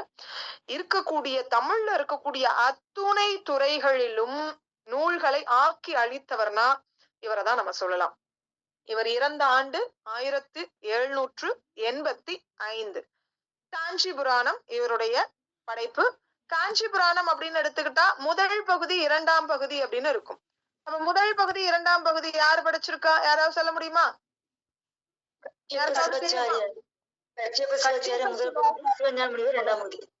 Very good. கச்சியப்ப சிவாச்சாரியார் முதல் பகுதி, சிவஞான முனிவர் இரண்டாவது பகுதி. Very good. ஞாபகத்துல இருக்கு. எங்க படிச்சிருக்கோம் இதை? நம்ம முன்னாடி பகுதியிலேயே படிச்சுட்டு வந்திருக்கோம். அடுத்தது தொல்காப்பிய சூத்திர விருத்தியில பாயிரம், எழுத்ததிகார முதற் சூத்திர விருத்திகள் இதெல்லாம் அடங்கியது. இதுல உரையாசிரியர்களை உறுதியாக, அதாவது ஏதுக்கள் எடுத்துக்காட்டுகள் காட்டி மறுக்கக்கூடிய விதமாக எழுதியிருக்கிறாரு. இவருடைய ரொம்ப முக்கியமான கேள்வி, இதை நான் அடிக்கடி கேட்கக்கூடிய கேள்விதான். தொல்காப்பிய சூத்திர விருத்தி உரை யாருடையது? ரொம்ப முக்கியம். முதல் சூத்திர விருத்தி சிவஞான முனிவர். வடமொழி தென்மொழியினுடைய வேறுபாட்டை விளக்கி சொல்லி இருக்கிறார். அதை தாண்டி சங்கர நமச்சிவாயரினுடைய நன்னூல் விருத்திய திருத்தி நன்னூல் விருத்தி உரையை அவர் வெளியிட்டிருக்கிறார். அவருடைய நூல்கள்ல கூட்டியும் குறைச்சும் மட்டும்தான் இவர் நூல் எழுதியிருக்கிறாரு. நம்ம நன்னூல் உரையாசிரியர்கள்ல படிச்சிருப்போம். நன்னூலுக்கு உரை எழுதினவர் கிட்டத்தட்ட 44 பேர். அதுல முக்கியமா 9 நபர்களை பத்தி நம்ம படிப்போம். சோ அதுல இவரும் ஒருத்தர். நன்னூலுக்கு முதல்ல உரை எழுதினவர் யாரு? மயிலைநாதர். அது உங்களுக்கு தெரியும். அகிலாண்டேஸ்வரி பதிகம் சைவ சித்தாந்த கருத்துக்கள் மிகுந்த ஒரு நூலாக காட்சியளிக்குது. கலசை செங்கழுநீர் விநாயகர் பிள்ளைத்தமிழ், குளத்தூர் அமுதாம்பிகை பிள்ளைத்தமிழ், கலசை 10 அந்தாதி, குளத்தூர் 10 அந்தாதி. நிறைய நூல் இவர் எழுதியிருக்கிறாரு. திருமுல்லை வாயில் அந்தாதி, திருவேகம்பர் அந்தாதி, சோமேசர் முதுமொழி வெண்பா. இந்த கொஸ்டின் ரொம்ப முக்கியம். மத்தது எது படிச்சாலும் படிக்கலனாலும் சோமேசர் முதுமொழி வெண்பா எழுதின ஆசிரியர் யாரு அப்படின்னு கேட்பாங்க. பின்னாடி இருக்கக்கூடிய 2 அடிகள்ல ஒவ்வொரு குறட்பா அமைய முன்னாடி இருக்கக்கூடிய 2 அடிகள்ல அந்த குறட்பாவிற்கு ஏற்ப எடுத்துக்காட்டும் வரலாற்று குறிப்புகளும் அமைய பாடியிருக்கிறாரு அப்படின்னு சொல்லலாம். ரொம்ப முக்கியம். திருத்தொண்டர் திருநாம கோவை. இந்த கேள்வி ரொம்ப முக்கியம். திருவேகம்ப ஆனந்த கடிப்பு, பஞ்சாக்கர தேசிகர் மாலை, இதை தாண்டி சித்தாந்த பிரகாசிகை, சிவதத்துவ விவேகம், ஸ்லோக பஞ்சகம், தருக்க சங்கிரக அன்னப்பட்டியம், சிவஞான சித்தியார் பொழிப்புரை. சுபக்கத்திற்கு மட்டும், சுபக்கம் பரபக்கம்னு 2 பகுதிகள் இருக்கும். அதுல சுபக்கத்திற்கு மட்டும் இவர் என்ன பண்ணிருக்கிறாரு? பொழிப்புரை எழுதியிருக்கிறாரு. சிவஞான சித்தியாரின் ஆசிரியர் அருள்நந்தி சிவாச்சாரியர். சிவஞான போதத்தின் வழிநூல் சிவஞான சித்தியார். சார்பு நூல் சிவபிரகாசம். சிவபிரகாசம் எழுதினது யாது? உமாபதி சிவாச்சாரியர். சிவஞான போதத்தின் ஆசிரியர் யார்? மெய்கண்டார். ரொம்ப முக்கியமான கொஸ்டின் இதெல்லாமே. சிவஞான போத பேருரை. அந்த சிவஞான மெய்கண்டார் எழுதின சிவஞான போதத்திற்கு பேருரை. அததான் சிவஞான மாப்பாடியம் அப்படின்னே சொல்லுவாங்க. அது எழுதுனது சிவஞான முனிவர். அதனாலதான் சிவஞான மாப்பாடியம் அப்படின்னு அழைக்கப்படுகிறது. இந்த வினாவும் ரொம்ப முக்கியமான வினா. சிவஞான போத சிற்றுரை சுருக்கமான முறையில எடுத்து சொல்லியிருக்கிறாரு. இலக்கண விளக்க சூறாவளி, இலக்கண விளக்கம், இந்த 2 நூல்களினுடைய குற்றங்களை சொல்லக்கூடியது. இலக்கண விளக்க சூறாவளி, இலக்கண விளக்கம் என்னும் நூலினுடைய குற்றங்களை சொல்லக்கூடிய நூலாக இருக்கு. இதுதான் அநியாய கண்டனம் அப்படின்னு சொன்னவர் யாரு? சிவை தாமோதரனார். இலக்கண விளக்கம் யாரு? வைத்தியநாத தேசிகர். இந்த வைத்தியநாத தேசிகர் எழுதின இலக்கண விளக்கம் அப்படிங்கிற நூல்ல மறுக்கக்கூடிய விதமாக இலக்கண விளக்க சூறாவளி அப்படிங்கிற நூல் எழுதியிருக்கிறாரு. இதை யாரு சொல்லியிருக்கிறாரு? அநியாய கண்டனம் சிவை தாமோதரனார் சொல்லியிருக்கிறார். சிவ சமயவாத உரை மறுப்பு சித்தாந்த. கரெக்ட் தானே? சரிதானே? இதை ஏற்கனவே படிச்சிருக்கீங்களா? எங்க படிச்சிருக்கீங்க இந்த பகுதிய? எங்கனாவது இதை படிச்சிருக்கீங்களா? ஞாபகத்துல இருக்கா? மறந்துடுச்சா? சரி, மறந்துருச்சு. முன்னாடி படிச்சிருக்கீங்க, எடுத்து போய் பாருங்க. அடுத்தது கம்பராமாயணம் சிவசமயவாத உரை மறுப்பு, சித்தாந்த மரபு கண்டனம். இதை தாண்டி கம்பராமாயண முதற் செய்யுள் சங்கோத்திர விருத்தி. இந்த கொஸ்டின் ரொம்ப முக்கியமான கொஸ்டின், பாத்துக்கோங்க. டைரக்டாவே கேள்வி கேட்கலாம். கம்பராமாயண நாடிய பொருள் கைகூடும் அப்படிங்கிற செய்யுளினுடைய சிறுமை பெருமைகளை சொல்லக்கூடிய ஒரு பகுதி. அதை தாண்டி தனிச்செய்யுள் உரை, இதை தாண்டி இது எல்லாமே பாத்தீங்க அப்படின்னா சைவமும் தமிழும் தலைக்க செய்த பெருமையுடையராக இருக்கிறார். இவரை ஸ்ரீ மாதவ சிவஞான யோகிகள் அப்படின்னு சிறப்பிச்சு சொல்லக்கூடிய அளவுக்கு சிறப்பு மிக்கவர். யமகம் திரிபு இதை தாண்டி சிறப்பாடல்களும் கற்பனை வடமையும் மிக்க ஒரு நபரா இருந்திருக்கிறாரு. மாணவர் பரம்பரைகளை உருவாக்கியவர் அப்படின்னு சொல்லலாம். நிறைய நூல் எழுதியிருக்கிறாரு. அதுல முக்கியமான நூல் மட்டும்னாது படிச்சுக்கோங்க. தொல்காப்பிய சூத்திர விருத்தி, 1000 எழுத்ததிகாரம் முதற் சூத்திரம். இந்த கேள்வி ரொம்ப முக்கியம்.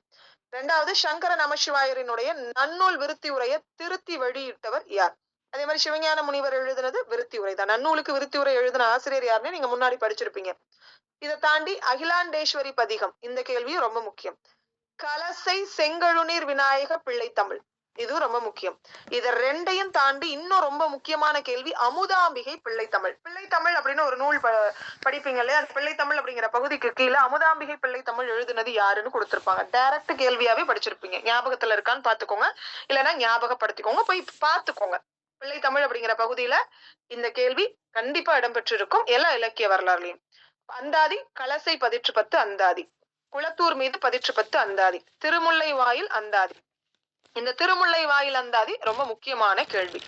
இது எல்லாத்தையும் கடந்து மிகவும் முக்கியமான கேள்வினா சோமேசர் முதுமொழி வெண்பா. அப்ப முதல் 2 அடிகள்ல எதை பத்தி கொடுத்திருக்கிறாங்க? குறட்பாவிற்கு உண்டான எடுத்துக்காட்டும் வரலாறு குறிப்பும். பின்னாடி 2 அடிகள்ல என்ன கொடுத்திருக்கிறாரு? ஒவ்வொரு குறட்பாக்களை எடுத்து கொடுத்திருக்கிறாரு. அதுக்கு உண்டான எடுத்துக்காட்டும் வரலாற்று குறிப்புகளும் முன்னாடி 2 அடிகள்ல கொடுத்திருக்கிறாரு. திருத்தொண்டர் திருநாமக்கோவை, திருவேகம்பர் ஆனந்த கழிப்பு, பஞ்சாக்கர தேசிக மாலை, இதெல்லாமே நீங்க சும்மா ஒரு முறைக்கு 2 முறை படிச்சுக்கோங்க. முக்கியமான அடுத்த வினா சிவஞான சித்தியாருக்கு பொழிப்புரை எழுதினவர் யார்? துவக்கத்திற்கு மட்டும் அது ரொம்ப முக்கியம். அதே மாதிரி சிவஞான போத பேருரை எழுதினது யாருன்னு கேட்பாங்க. இதுவும் ரொம்ப முக்கியமான கேள்வி. இலக்கண விளக்க சூறாவளி எழுதினது யார்? சிவஞான முனிவர். எந்த நூலுக்கு மறுப்புரையாக எழுதப்பட்டது? இலக்கண விளக்கம். இலக்கண விளக்கத்தின் ஆசிரியர் யாரு? வைத்தியநாத தேசிகர். அதே மாதிரி கம்ப ராமாயண முதற் செய்யுள் சங்கோத்திர விருத்தி பாடியவர் யாரு அப்படின்னு கேள்வி கேட்கலாம். இந்த ஒரு 10 கேள்வியில பாத்தீங்க அப்படின்னா இந்த ஒரு 5 கேள்வியனாவது நீங்க என்ன பண்ணிக்கோங்க, நல்லா ஃபிங்கர் டிப்ல படிச்சு வச்சுக்கிட்டீங்கன்னா கண்டிப்பா ஒரு கேள்வி கேட்கறதுக்கு வாய்ப்புகள் இருக்கு. இந்த சிவபிரகாசர், சிவஞான முனிவர், குமரகுருபரர், இதை தாண்டி தாயுமான சுவாமிகள், இவங்களை பத்தி எல்லாம் கேள்விகள் அடிக்கடி கேட்டுக்கிட்டே இருக்காங்க. எல்லா நீங்க பிஜிடிஆர்பியோ யூஜி டெட்டோ அல்லது செட்டோ நெட்டோ ஸ்லெட்டோ நீங்க எதுல வேணும்னாலும் நீங்க போய் பாருங்க. இவங்களை பத்தின தகவல்கள் பெருவாரியாக இருக்கும். அதனால இவங்களை பத்தி எல்லாம் ஒரு பாயிண்ட் விடாம நீங்க என்ன பண்ணிக்கணும், A to Z எல்லாத்தையும் நீங்க படிச்சு வச்சுக்கிறது நல்லது அப்படின்னு தான் நான் சொல்லுவேன். எந்த ஊர் இந்த சிவஞான முனிவர்னு சொன்னேன்? திருநெல்வேலி மாவட்டம். திருநெல்வேலி மாவட்டம் விக்ரமசிங்கபுரம் அப்படின்னு சொல்லுவாங்க. அப்பா பேர் என்ன சொல்லிருக்கேன்? ஆனந்த கூத்தர் மயிலையம்மன். இவருமே தமிழ் சமஸ்கிருதம் 2 மொழியிலும் சிறப்பு மிக்கவராக இருந்திருக்கிறாங்க. இவரை மாதவ சிவஞான முனிவர் அப்படின்னு சொல்லுவாங்க அப்படின்னு நம்ம முன்னாடியே படிச்சிருப்போம். எந்த மரபை சார்ந்தவர்? செங்குந்த மரபை சார்ந்தவர் அப்படின்னு சொல்றாங்க. சரி, காஞ்சிபுரத்துல இவர் தங்கி இருந்த தருவாயில பிள்ளையார் பாளையம் மணியப்ப முதலியார் அப்படிங்கிற ஒரு நபரு இவருக்கு அதிக அளவு உதவி செஞ்சிருக்கிறார். வடமொழியும் தமிழ் மொழியும் நிகரானவை அப்படிங்கிற எண்ணம் கொண்டவர் அப்படிங்கிறதுனால சமஸ்கிருத நூல்கள் பலவற்றை தமிழுக்கு மொழிபெயர்ப்பு கொடுத்திருக்கிறார். யாரு? இவர்தான். இளமையிலேயே துறவியான நபரு, வடமொழியும் தமிழ் மொழியும் நிகரானவை அப்படிங்கிற எண்ணம் கொண்டவராக விளங்கி இருக்கக்கூடிய காரணத்தினால சமஸ்கிருத நூல்கள் பலவற்றை தமிழ்ல மொழிபெயர்த்து கொடுத்தவர் யாருன்னு கேட்கலாம். சிவஞான முனிகள். இவருக்கு வேற பெயர் என்னது? ஸ்ரீ மாதவ சிவஞான யோகி அல்லது சிவஞான முனிவர் அப்படின்னு சொல்லலாம். இந்த கேள்வி எல்லாமே ரொம்ப முக்கியம். இவருடைய நூல்ல ரொம்ப முக்கியமான நூல் எது? மாபாடியம். சிவஞான மாபாடியம் எந்த நூலுக்கு எழுதுனது? சிவஞான போத பேருரையாக எழுதப்பட்டதான் சிவஞான மாபாடியம். அவர் எழுதின 2வது முக்கியமான நூல் எது? தொல்காப்பிய பாயிர விருத்தி. திருத்தொண்டர் திருநாம கோவை, சோமேசர் முதுமொழி வெண்பா, திரு ஏகம்பர் அந்தாதி. இந்த கேள்வியெல்லாம் ரொம்ப முக்கியம். காஞ்சி புராணம் அட்லீஸ்ட் இதனாவது படிச்சு வச்சுக்கோங்க. கலசை, பதிற்று 10 அந்தாதி, விநாயகர் பிள்ளைத்தமிழ். அனுமார் மீது பிள்ளைத்தமிழ் பாடினது யாரு? அனுமார் மீது பிள்ளைத்தமிழ் பாடினது யாரு? அருணாச்சல கவிராயர். அனுமார் மீது பிள்ளைத்தமிழ் பாடினது வெரி குட், சீர்காழி அருணாச்சல கவிராயர். விநாயகர் மீது பிள்ளைத்தமிழ் பாடினது யாரு? சிவஞான முனிவர். அமுதாம்பிகை மீதும் பிள்ளைத்தமிழ் பாடியிருக்கிறவர் யாரு அப்படின்னா சிவஞான முனிவர் தான். இதை தாண்டி நிறைய மொழிபெயர்ப்புகள் செஞ்சிருக்கிறாருன்னு சொல்லியிருக்கேன். என்னென்ன மொழிபெயர்ப்பு நூல்களை கொடுத்திருக்கிறாரு அப்படின்னா சித்தாந்த பிரகாசிக்கைன்னு சொல்லலாம், ஸ்லோக பஞ்சகம், தருக்க சங்கிரகம், சிவ தத்துவ விவேகம். இந்த நூல் எல்லாம் இவர் செஞ்ச மொழிபெயர்ப்புகள். இவருக்கு கீழே பாத்தீங்கன்னா ஒரு மாணவர் பரம்பரையை உருவாக்கி இருக்கிறாரு அப்படின்னு நம்ம படிச்சிருப்போம். கிட்டத்தட்ட 12 மாணவர்கள் இவர்கிட்ட படிச்சிருக்காங்க. திருத்தணிகை கச்சியப்ப முனிவர். அதனாலதான் அவர் எழுதினதுக்கு அப்புறம் இவர் எழுதியிருக்கிறாரு. தொட்டிக்கலை சுப்பிரமணிய முனிவர், காஞ்சிபுரம் சிதம்பர முனிவர், இலக்கணம் சிதம்பரநாத முனிவர், காஞ்சி முத்துக்குமார தேசிகர், காஞ்சி சரவண பக்தர். இதை தாண்டி ராமநாதபுரம் சோமசுந்தரம் பிள்ளை, திருமுக்கூடல் சந்திரசேகர முதலியார், காவா தண்டலம் அடைக்கலம் காத்த முதலியார், கடம்பர் கோவில் கல்யாண சுந்தர உபாத்தியாயர். யாரு தெரிஞ்சுக்கிட்டாலும் தெரிஞ்சுக்கலனாலும் தொட்டிக்கலை சுப்பிரமணிய முதலியார் யாருடைய மாணவர்? சிவஞான முனிவரின் மாணவர். திருத்தணிகை கச்சியப்ப முனிவர் சிவஞான முனிவரின் மாணவர்.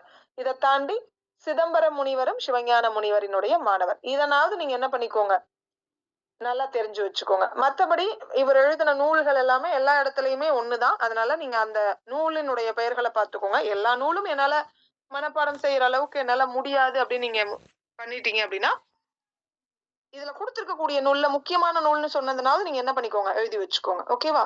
சரி. நன்னூலுக்கு உரை ரொம்ப முக்கியம். யாருடைய உரை எடுத்து எழுதி இருக்கிறாரு? யாருடைய? சங்கர நமசிவாயரினுடைய உரைய இவர் என்ன பண்ணிருக்கிறாரு? புதிய உரையாக எழுதியிருக்கிறாரு அப்படின்னு சொல்லலாம். அதாவது புதுசா கொஞ்சம் புதுப்பிச்சு எழுதியிருக்கிறாரு, அவ்வளவுதான். பெருசா வேற எதுவும் எழுதல, அவ்வளவுதான். இதுல வேற ஏதாவது சந்தேகங்கள் இருக்கா இவரை பத்தி? திருவாவடுதுறை ஆதீனத்தார் எழுதிய மரப்பட்டவனைக்கு எதிராக தர்மபுர ஆதீனத்தார் எழுதிய மறுப்பிற்கு மறுப்பின் மேல் மறுப்பு அப்படிங்கிற நிராகரிப்பு நூலை அவர் எழுதியிருக்கிறார். ஏற்கனவே இது படிச்சிருக்கீங்களே, எங்க படிச்சிருக்கீங்க? எங்கனாவது இதை படிச்சிருக்கீங்களா? சித்தாந்த மரபு கண்டனம் அப்படின்னு எழுதியிருக்கீங்க இல்லையா? சோ அந்த கான்செப்ட் தான் இது. திருவாவடுதுறை ஆதீனத்தார் மரபு அட்டவணைன்னு சொல்லுவாங்கல்ல, சோ அந்த மாதிரி மரபு அட்டவணைக்கு எதிராக தர்மபுர ஆதீனத்தார் எழுதிய மறுப்பிற்கு மறுப்பின் மேல் மறுப்பு அப்படிங்கிற நிராகரிப்பை எழுதினவர் யாருன்னு கேள்வி கேட்கலாம். மறுப்புக்கு மறுப்பு எழுதினவர் யாரு? சிவஞான முனிவர். அதை மட்டும் நல்லா ஞாபகத்துல வச்சுக்கோங்க. அடுத்தது கச்சியப்ப முனிவர். யார் இந்த கச்சியப்ப முனிவர்? தனி கட்சி அப்படின்னு ஞாபகத்துல வச்சுக்க சொல்லியிருக்கேன். திருத்தணிகை வேளாளர். அப்ப திருத்தணிகையில பிறந்ததுனாலதான் திருத்தணிகை புராணம் இவருடைய நூல்கள்ல பெருமை வாய்ந்ததாக கருதப்படுகிறது. பூவாலூர், பேரூர், திருவானைக்கா, விநாயக புராணங்கள் பாடியிருக்கிறார். காஞ்சி புராணத்தின் பிற்பகுதி சென்னை விநாயகர் பிள்ளைத்தமிழ், கச்சி ஆனந்த ருத்ரேசர் வண்டுவிடும் தூது, திருத்தணிகை ஆற்றுப்படை, திருத்தணிகை பதிற்று 10 அந்தாதி, பஞ்சாக்கர அந்தாதிகளும் இவர் என்ன பண்ணிருக்கிறாரு, எழுதியிருக்கிறார். சிவஞான கச்சியப்ப முனிவர் இருவரையும் பட்டர் இருவர் அப்படின்னு அழைக்கிறாங்க. ரொம்ப முக்கியமான கேள்வி. சிவஞான முனிவரையும் கச்சியப்ப முனிவரையும் பட்டர் இருவர். முதல்ல இவர் பாடியிருக்கிறாரு, 2வது சிவஞான முனிவர் பாடியிருக்கிறாரு. என்ன நூல் பாடியிருக்கிறாங்கன்னு படிச்சிருப்போம். காஞ்சி புராணம் பாடியிருக்கிறாங்க. முதல் பகுதி, 2வது பகுதி. அப்ப எந்த ஊரை சார்ந்தவர் கச்சியப்ப முனிவர்? திருத்தணிகை. அதனாலதான் திருத்தணிகை புராணம் இவருடைய நூல்கள்ல பெருமை வாய்ந்தது. அப்ப தனி கட்சி அப்படின்னு ஞாபகத்துல வச்சுக்கோங்க. பூவாலூர், பேரூர், திருவானைக்கா, விநாயக புராணங்களை பாடியிருக்கிறாரு. பூவாலூர் மீதும் பேரூர் மீதும் திருவானைக்கா மீதும் புராணம் பாடியவர் யார்? காஞ்சி புராணத்தின் பிற்பகுதி, முற்பகுதி சிவஞான முனிவர். சென்னை விநாயகர் மீது பிள்ளைத்தமிழ், விநாயகர் மீது அவரும் பிள்ளைத்தமிழ் பாடியிருக்கிறார். இவரு சென்னை விநாயகர் மீது பிள்ளைத்தமிழ் பாடியிருக்கிறார். கச்சி ஆனந்த ருத்ரேஷர் வண்டுவிடும் தூது பாடியிருக்கிறார். திருத்தணிகை புராணம் பாடியிருக்கிறாரு. அதே மாதிரி திருத்தணிகையின் மீது ஆற்றுப்படையும் பாடியிருக்கிறாரு. 10 அந்தாதி ரொம்ப முக்கியம். பஞ்சாக்கர அந்தாதிகள் இதெல்லாம் இவர் எழுதியிருக்கிறது. இவங்க 2 பத்தி என்ன சொல்லலாம்? பட்டர் இருவர் என்று அழைக்கப்படக்கூடிய நபர் யாரு அப்படின்னு கேள்வி கேட்கலாம். தொட்டிக்கலை சுப்பிரமணிய முனிவரும், வண்ண களஞ்சிய புலவர், மதாரு சாஹிப்பு புலவர், அவியார் புலவர் போன்ற இஸ்லாமிய புலவர்களும் உலக நீதி படைத்த உலகநாதனும் எந்த நூற்றாண்டை சார்ந்தவர்? 18ஆம் நூற்றாண்டை சார்ந்தவர். தொட்டிக்கலை சுப்பிரமணிய முதலியார் யாரு? சிவஞான முனிவரின் மாணவர் அப்படின்னு நம்ம சொல்லியாச்சு. மாணவர். வண்ண களஞ்சிய புலவர், மதாரு சாஹிப்பு புலவர், அவியார் புலவர், இந்த மாதிரி இஸ்லாமிய புலவர்களும் இதை தாண்டி உலக நீதிங்கிற நூல் எழுதின ஆசிரியர் உலகநாதர், அவரும் 18ஆம் நூற்றாண்டை சார்ந்தவர். ஆனந்தரங்கன் பிள்ளை பிரெஞ்சு ஆட்சியில அமைச்சராக டியூப்லேயினுடைய தூப்பாசியாக இருந்து நாட்குறிப்பு அப்படிங்கிற ஒரு புதிய இலக்கிய மரபை உருவாக்கி இருக்கிறாரு. இவரும் 18ஆம் ஆனந்தரங்கருமே 18ஆம் நூற்றாண்டை சார்ந்தவராக கருதப்படுகிறார். எல்லா கேள்வியும் ரொம்ப முக்கியம். எந்த கேள்வியும் நீங்க என்ன பண்ணிடக்கூடாது, விட்டுறக்கூடாது. ஒவ்வொரு பாயிண்டும் ரொம்ப முக்கியம். சின்ன சின்ன வரிகள் கூட நீங்க விடாம அத்தனையும் நீங்க பெருவாரியாக என்ன பண்ணிருங்க, ஒரு மதிப்பெண் வினாவிடையாக நீங்க மாத்தி வச்சுக்கிட்டீங்கன்னா உங்களுக்கு பயனுள்ள வகையில இருக்கும். இதுல ஒரு சின்ன ரீகால் பண்ணிடலாம். டவுட் இருந்தா அப்புறம் கேளுங்க. தாயுமானவர் சுவாமிகளினுடைய தான் படிப்பேன், நான் பிஜிடிஆர்பிக்கு படிக்க மாட்டேன், நான் செட்டுநெட்டுக்கு படிக்க மாட்டேன் அப்படிலாம் யாருமே கிடையாது. எல்லா தகவல்களையும் முழுமையாக நீங்க தெரிஞ்சு வச்சுக்கிறது ரொம்ப அவசியம். ஏன்னா 15ஆம் நூற்றாண்டில் இறுதி தொடங்கி மேலை நாட்டவர் வணிகத்தின் பொருட்டு தமிழகம் வந்திருக்கிறாங்க. அவங்களோட சமயத்தையும் பரப்பக்கூடிய நோக்கத்தோடு பாதிரிமார்களும் வர ஆரம்பிச்சிருக்காங்க. பன்மொழி புலமையும் பலத்துறை அறிவும் மிகுந்த அவர்கள் தமிழ் மக்களோட இரண்டர கலக்கவும் செல்வாக்கு அடையவும் அவர்களுடைய மொழியை பயில்வதே தகுந்த வழி அப்படின்னு தெரிஞ்சுக்கிட்டு தமிழை கத்துக்க ஆரம்பிச்சிருக்காங்க. சமய கருத்துக்களை பரப்பவும் ஆரம்பிச்சிருக்காங்க. ஏன்னா அவங்களுடைய மொழியில பரப்புனா மட்டும்தான் மக்களுக்கு எளிதாக சென்றடையும் அப்படிங்கிறது அவர்களுடைய கருத்து. அதன் பயனாக அருந்தமிழும் பல துறையில பெருகி வளர ஆரம்பிச்சிருக்கு. தமிழ் மக்களது கண்களை திறந்து விட்டு அவர்களுடைய மொழி இலக்கிய இலக்கண பெருமையை பாட்டாலும் உரையாலும் உணருமாறு செய்தவர்கள் யார் அப்படின்னு கேள்வி கேட்கலாம். ரொம்ப முக்கியமானது. சமணர், கிறிஸ்துவர், பௌத்தர், இஸ்லாமியர், இப்படிப்பட்ட வினா கூட எழுப்பலாம். அதனாலதான் உங்களுக்கு நான் என்ன பண்ணிருக்கேன், அண்டர்லைன் பண்ணி காட்டியிருக்கேன். ஒரு வினா எப்படி வேணும்னாலும் என்ன பண்ணலாம், உருவாக்கப்படலாம்.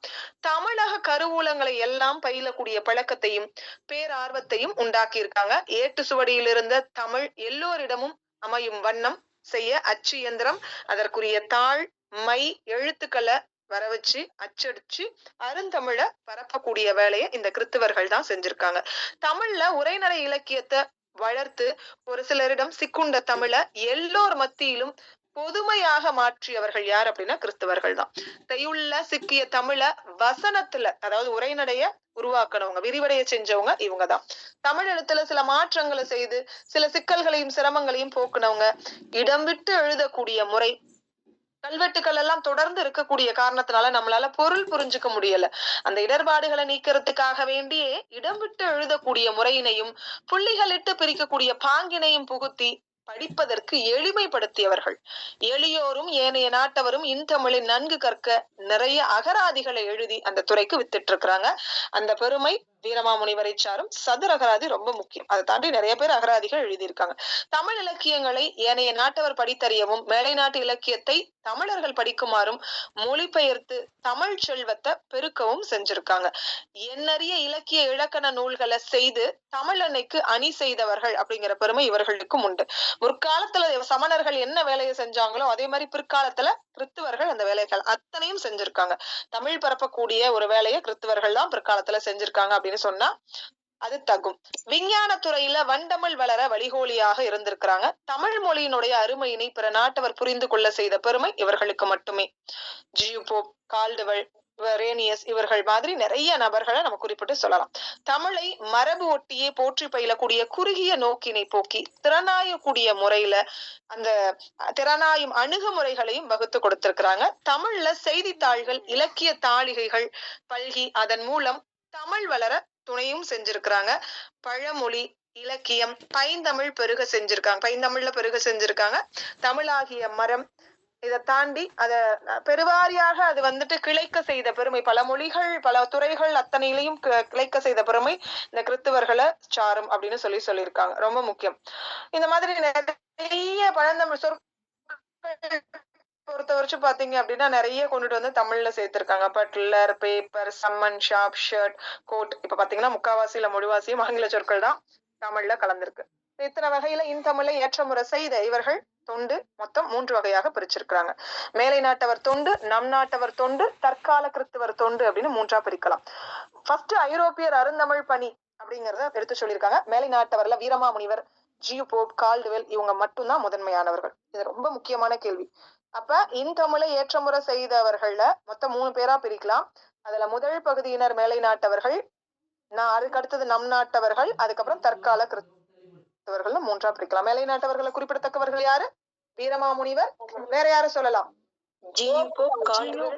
கால்டுவெல். ரொம்ப முக்கியமான நபர்கள் 3 பேரும். தூக்கத்துல எழுப்பி கேட்டாலும் இந்த கேள்விகள்லாம் நீங்க பதில் சொல்லணும். அத்தனை கேள்விகளும் ரொம்ப முக்கியம். வீரமாமுனிவர் இத்தாலி நாட்டு கத்தோலிக்க மதகுரு. இயற்பெயர் ரொம்ப முக்கியம், கான்ஸ்டான்டின் ஜோசப் பெஸ்கி. இந்த இடத்துல உங்களுக்கு கான்ஸ்டான்டியஸ் அப்படின்னு கொடுத்திருக்காங்க. பள்ளி புத்தகத்துல கான்ஸ்டான்டின் ஜோசப் பெஸ்கி அப்படின்னு தான் சொல்லுவாங்க. 30வது வயதுல சமய திருப்பணி ஆற்றுவதற்காக வேண்டி தமிழகம் வந்தார். இதுல இருந்து கேள்வி எப்படி நமக்கு கொடுப்பாங்க? இதுல இருந்தெல்லாம் கேள்வி. வீரமாமுனிவர் எத்தனாவது வயதுல சமய திருப்பணி ஆற்ற தமிழகம் வந்தாருன்னு கூட கேள்வி கேட்டிருக்காங்க. ரொம்ப முக்கியமான கேள்வி. பிரெஞ்சு, லத்தீன், கிரேக்கம், ஹீப்ரு, இத்தாலியம், பாரசீகம், ஆங்கில மொழிகள்ல ஆழ்ந்த புலமை பெற்றவர். சுப்ரதீப கவிராயரிடம் 20 ஆண்டுகள் தமிழ படிச்சிருக்கிறாரு. இந்த வினா ரொம்ப முக்கியம். எப்படி இதுல இருந்து கேள்வி கேட்பாங்க? பழைய சிலபஸ் இதெல்லாமே. கிறிஸ்துவர்கள் அப்படின்னு எடுத்துக்கிட்டாலே பழைய சிலபஸ். வீரமாமுனிவருக்கு தமிழ் கத்து கொடுத்த ஆசிரியர் யார் அப்படின்னு கேள்வி கேட்டிருக்காங்க. டைரக்ட் கொஸ்டின் தான். பழைய பிஜிடிஆர்பி வினாத்தாள்லாம் நீங்க எடுத்து பாருங்க. சுப்ரதீப கவிராயரிடம் தமிழ் கற்ற அறிஞர் யார்? மேலை நாட்டு அறிஞர் யார்? இப்படியும் கேள்விகள் கேட்கலாம். யாரு? வீரமாமுனிவர். தெலுங்கு, வடமொழி போன்றவற்றையும் கற்று தேர்ந்தவராக இருந்திருக்கிறாரு. இந்த திருப்பணிகளை செஞ்சுட்டு இருக்கக்கூடிய தருவாயில இன்தமிழ் புலமை பெற தோன்றி அந்த மொழியில சிற்றிலக்கியம், பெருங்காப்பியம், பேரகராதி இதெல்லாம் செஞ்சு செந்தமிழ வளர்த்த பெருமை இவருக்கு உண்டு. பைந்தமிழுக்கு இவர் ஆற்றிய பணிகள்னு பாத்தீங்கன்னா அப்படின்னா நிறைய இருக்கு. தமிழ் எழுத்துல சில திருத்தங்களை செஞ்சிருக்கிறார். தொல்காப்பியர் காலத்துல எகர ஒகர எழுத்துகளுக்கு மேலே புள்ளி வைத்து எழுதப்பட்டது. இந்த மாதிரி புள்ளி பெறக்கூடியது குற்றெழுத்து. புள்ளி பெறாமல் அமையக்கூடியதை நம்ம என்னன்னு சொல்லுவோம்? நெட்டெழுத்து அப்படின்னு சொல்லுவோம். ஆனா அது நமக்கு காலப்போக்குல மாத்தி எழுத முற்பட்டதுனால அந்த வேறுபாடு தெரியாத மக்கள் என்ன பண்ணிட்டாங்க அப்படின்னா மாத்தி எழுத ஆரம்பிச்சிட்டாங்க. இதை போக்குறதுக்காக வேண்டி எகர உகரங்கள்ல நீண்ட புள்ளியையும் மெய்யெழுத்துக்களுக்கு சுழித்த புள்ளிகளையும் அமைத்து வேறுபடுத்தி காட்டின பெருமை இந்த வீரமாமுனிவரை சாரும். இதனால ஏகார ஓகார வடிவங்கள் அப்படின்னு ஒரு புதிய வடிவத்தை உண்டு பண்ணவர் தமிழுக்கு இவர் தான். அதே மாதிரி குறில், நெடிலு இந்த வேறுபாடு தெரியாம இருந்துச்சு. அப்ப குரிலுக்கும் நெடிலுக்கும் ஒரே மாதிரியாக கேக்கோ அப்படிங்கிற அந்த கொம்புக்கால் அதை அமைத்து அந்த இடத்தை ஒட்டி குறிலா நெடிலா அப்படின்னு சொல்லி அமையுமாறு இருந்த அந்த இன்னலை போக்கி குற்றெழுத்து கொம்புகளை மேலே சுழித்து கே கே கோ கோ அப்படின்னு சொல்லி திருத்தி அமைத்த பெருமையும் யாரை சாரும்? இவரைதான் சார். இது ரொம்ப முக்கியமான நூற்பா. நீட்டல், சுழித்தல், குறில், மெய்க்கு இரு புள்ளி அப்படின்னு சொல்லிட்டு இதுக்கு ஒரு விளக்கமும் தன்னுடைய நூல்ல சொல்லியிருக்கிறாரு. தொன்னூல் விளக்கம் அப்படிங்கிற நூல்ல ஒரு விதியும் கொடுத்திருக்கிறார். தொன்னூல் விளக்கத்தை பத்தி தெரியுமா? தொன்னூல் விளக்கம் எத்தனை இலக்கணங்களை சொல்லக்கூடிய நூல்? 5 இலக்கணம். 5 இலக்கணங்களை சொல்லக்கூடிய நூல் தொன்னூல் விளக்கம். ரொம்ப முக்கியம். 5 இலக்கணங்களையும் முதலாக சொன்ன நூல் எது? Very good. வீர சோழியத்தின் ஆசிரியர் யார்? புத்தமித்திரர். வீர சோழியத்தின் உரையாசிரியர் யார்? அவலோகிநாதரே அகத்தியருக்கு தமிழை கற்றுக் கொடுத்தாருன்னு சொன்ன நூல் எது? வீரசோழியம். மறந்துருச்சு. சரி, இந்த 5 இலக்கணம் சொல்லக்கூடிய நூலாக இந்த நூலையும் நம்ம சொல்லியிருக்கோம். அப்ப வீரமாமுனிவர் எழுதின தொன்னூல் விளக்கமும் 5 இலக்கணத்தை சொல்லக்கூடிய நூல். எழுத்ததிகாரம், சொல்லதிகாரம், பொருளதிகாரம், யாப்பதிகாரம், அணியதிகாரம் அப்படின்னு சொல்லி 5 பிரிவுகள்ல இருக்கும். மொத்தம் 370 நூற்பாக்கள். இதுல மொத்தம் எத்தனை நூற்பாக்கள்? 370 நூற்பாக்கள். பக்கத்துல குறிச்சு வச்சுக்கோங்க. எழுத்ததிகாரத்துல 40 நூற்பாக்கள். இதெல்லாம் நெட்டு, யூஜிசி நெட்டு, செட்டு இந்த மாதிரியான இடத்துல கேட்கலாம். எழுத்ததிகாரத்துல 40 நூற்பாக்கள். சொல்லதிகாரத்துல 102 நூற்பாக்கள்.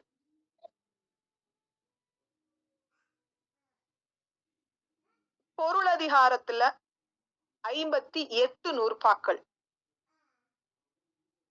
யாப்பதிகாரத்துல 100 நூற்பாக்கள், அணியதிகாரத்துல 70 நூற்பாக்கள், எழுத்ததிகாரம் 40, சொல்லதிகாரம் 102, பொருளதிகாரம் 58, யாப்பதிகாரம் 100, அணியதிகாரம் 70.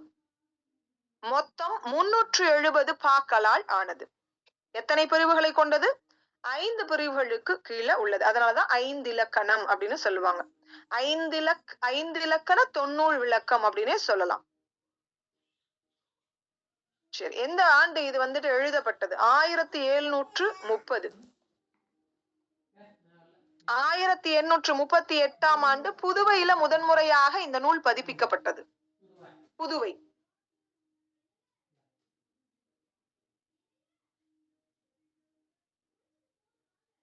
இதுக்கு இன்னொரு சிறப்பும் உண்டு. இந்த நூலுக்கு வீரமாமுனிவரே உரையும் எழுதியிருக்கிறார். இந்த நூலுக்கு வீரமாமுனிவரே உரையும் எழுதியிருக்கிறார். இந்த கேள்வி அத்தனையும் ரொம்ப முக்கியமான கேள்வி. நீட்டல், சுழித்தல், குறில், மெய்க்கிறு புள்ளி அப்படின்னு சொன்ன நூல் எது? தொன்னூல் விளக்கம். நிறுத்து புள்ளி, முற்று புள்ளி போன்ற குறியீடுகளை உருவாக்கியவர் யார் அப்படின்னு கேட்பாங்க. வீரமாமுனிவர். இப்ப வீரமாமுனிவர்னு எடுத்துக்கிட்டா இத்தாலி நாட்டு கத்தோலிக்க மத குருவாக தமிழகத்திற்கு வந்திருக்கிறார். இவருடைய இயற்பெயர் கான்ஸ்டான்டின் ஜோசப் பெஸ்கி. ரொம்ப முக்கியமான பெயர் இந்த பெயரு. இயற்பெயர் எல்லாம் கேள்வி கேட்கலாம். இதெல்லாம் வந்துட்டு பழைய ஸ்கூல் புக்லயே உங்களுக்கு கொடுத்திருக்கிறாங்க, பாத்துக்கோங்க. ஆசிரியர் பெயர் தெரியுமா? சரி, தந்தை பெயர் தெரியுமா? பிறந்த நாடு எதுன்னு தெரியுமா? இத்தாலி நாடு உங்களுக்கு தெரியும். இத்தாலி நாடு. தந்தை தாயார் பெயர் யாருக்காவது தெரியுமா? தந்தை பேர் கான்ஸ்டாண்டின் மேம். கான்ஸ்டான்டின் ஜோசப் பெஸ்கியா? கொண்டல்போ பெஸ்கி இல்லையா? கொண்டல் கான்ஸ்டாண்டின் புரியல. ஜோசப். கொண்டல்போ பெஸ்கி இல்லையா? மறந்துருச்சா? பழைய ஸ்கூல் புக்ல இருக்குதானே, ஞாபகத்துல இல்லையா? யாருக்கும் வரலையா? கொண்டல்போ பெஸ்கி மற்றும் எலிசபெத். தந்தை பெயர் கொண்டல்போ பெஸ்கி, தாயார் பெயர் எலிசபெத். இவருடைய வேறு பெயர் தைரியநாதன் தத்துவ போதகர். தைரியநாதன் தத்துவ போதகர். பிரெஞ்சு, லத்தீன், கிரேக்கம், ஹீப்ரு, இத்தாலியம், பாரசீகம், ஆங்கில மொழிகள்ல ஆழ்ந்த புலமை. சுப்ரதீப கவிராயரிடம் 20 ஆண்டுகள் தமிழ் கல்வி கத்த நபர் யார் அப்படின்னு தமிழ் கல்வி கற்றுக்கொண்ட நபர் யார்? தெலுங்கு, வடமொழி போன்றவற்றையும் கற்று அறிந்தவர். ரொம்ப முக்கியமான கேள்வி இது அத்தனையுமே. இவருமே சிற்றிலக்கியம், பெருங்காப்பியம், பேரகராதி இந்த மாதிரி நிறைய பணிகளை தமிழுக்கு செஞ்சிருக்கிறாரு அப்படின்னு சொல்லலாம். உங்களுக்கு அங்கேயே கொடுத்திருப்பாங்க, பழைய ஸ்கூல் புக்ல இது எல்லாமே கொடுத்திருப்பாங்க. டோட்டலாவே வந்து நல்லா நீட்டா கொடுத்திருப்பாங்க. தமிழ் சிறுகதையின் முன்னோடி என்று அழைக்கப்படக்கூடியவர் யார் அப்படின்னாலும் வீரமாமுனிவர் தான். தமிழ் உரைநடையின் தந்தை என்று அழைக்கப்பட்டாலும் அது வீரமாமுனிவர் தான். இந்த கேள்வியும் எக்ஸ்ட்ரா வச்சுக்கோங்க. தமிழ் சிறுகதையின் முன்னோடி, தமிழ் உரைநடையின் தந்தை யார்? வீரமாமுனிவர். தேம்பாவணி எழுதினது வீரமாமுனிவர். சரிங்களா? பரமார்த்த குரு கதை எழுதினது வீரமாமுனிவர் அப்படின்னு சொல்லலாம். நிறைய நூல்கள் எழுதியிருக்கிறாரு. அதை பத்தின தகவல்கள் எல்லாரும் அடுத்து உரைநடை நூல்கள், இலக்கணத்துறையில் அவர் ஆற்றிய பங்கு, மொழிபெயர்ப்பு, அகராதித்துறை, செய்யுள் நூல்கள், இது எல்லாத்தையும் அடுத்தடுத்த பகுதியில நம்ம பார்ப்போம். இதுல உங்களுக்கு ஏதாவது சந்தேகங்கள் இருக்கா? 50 பக்கம். சரி, நான் ஏற்கனவே இரட்டை காப்பியங்கள் தொடங்கி கிட்டத்தட்ட வீரமாமுனிவர் வரைக்கும் நீங்க ஒரு தடவை வந்துட்டு ஒரு ரீகால் பண்ணிட்டு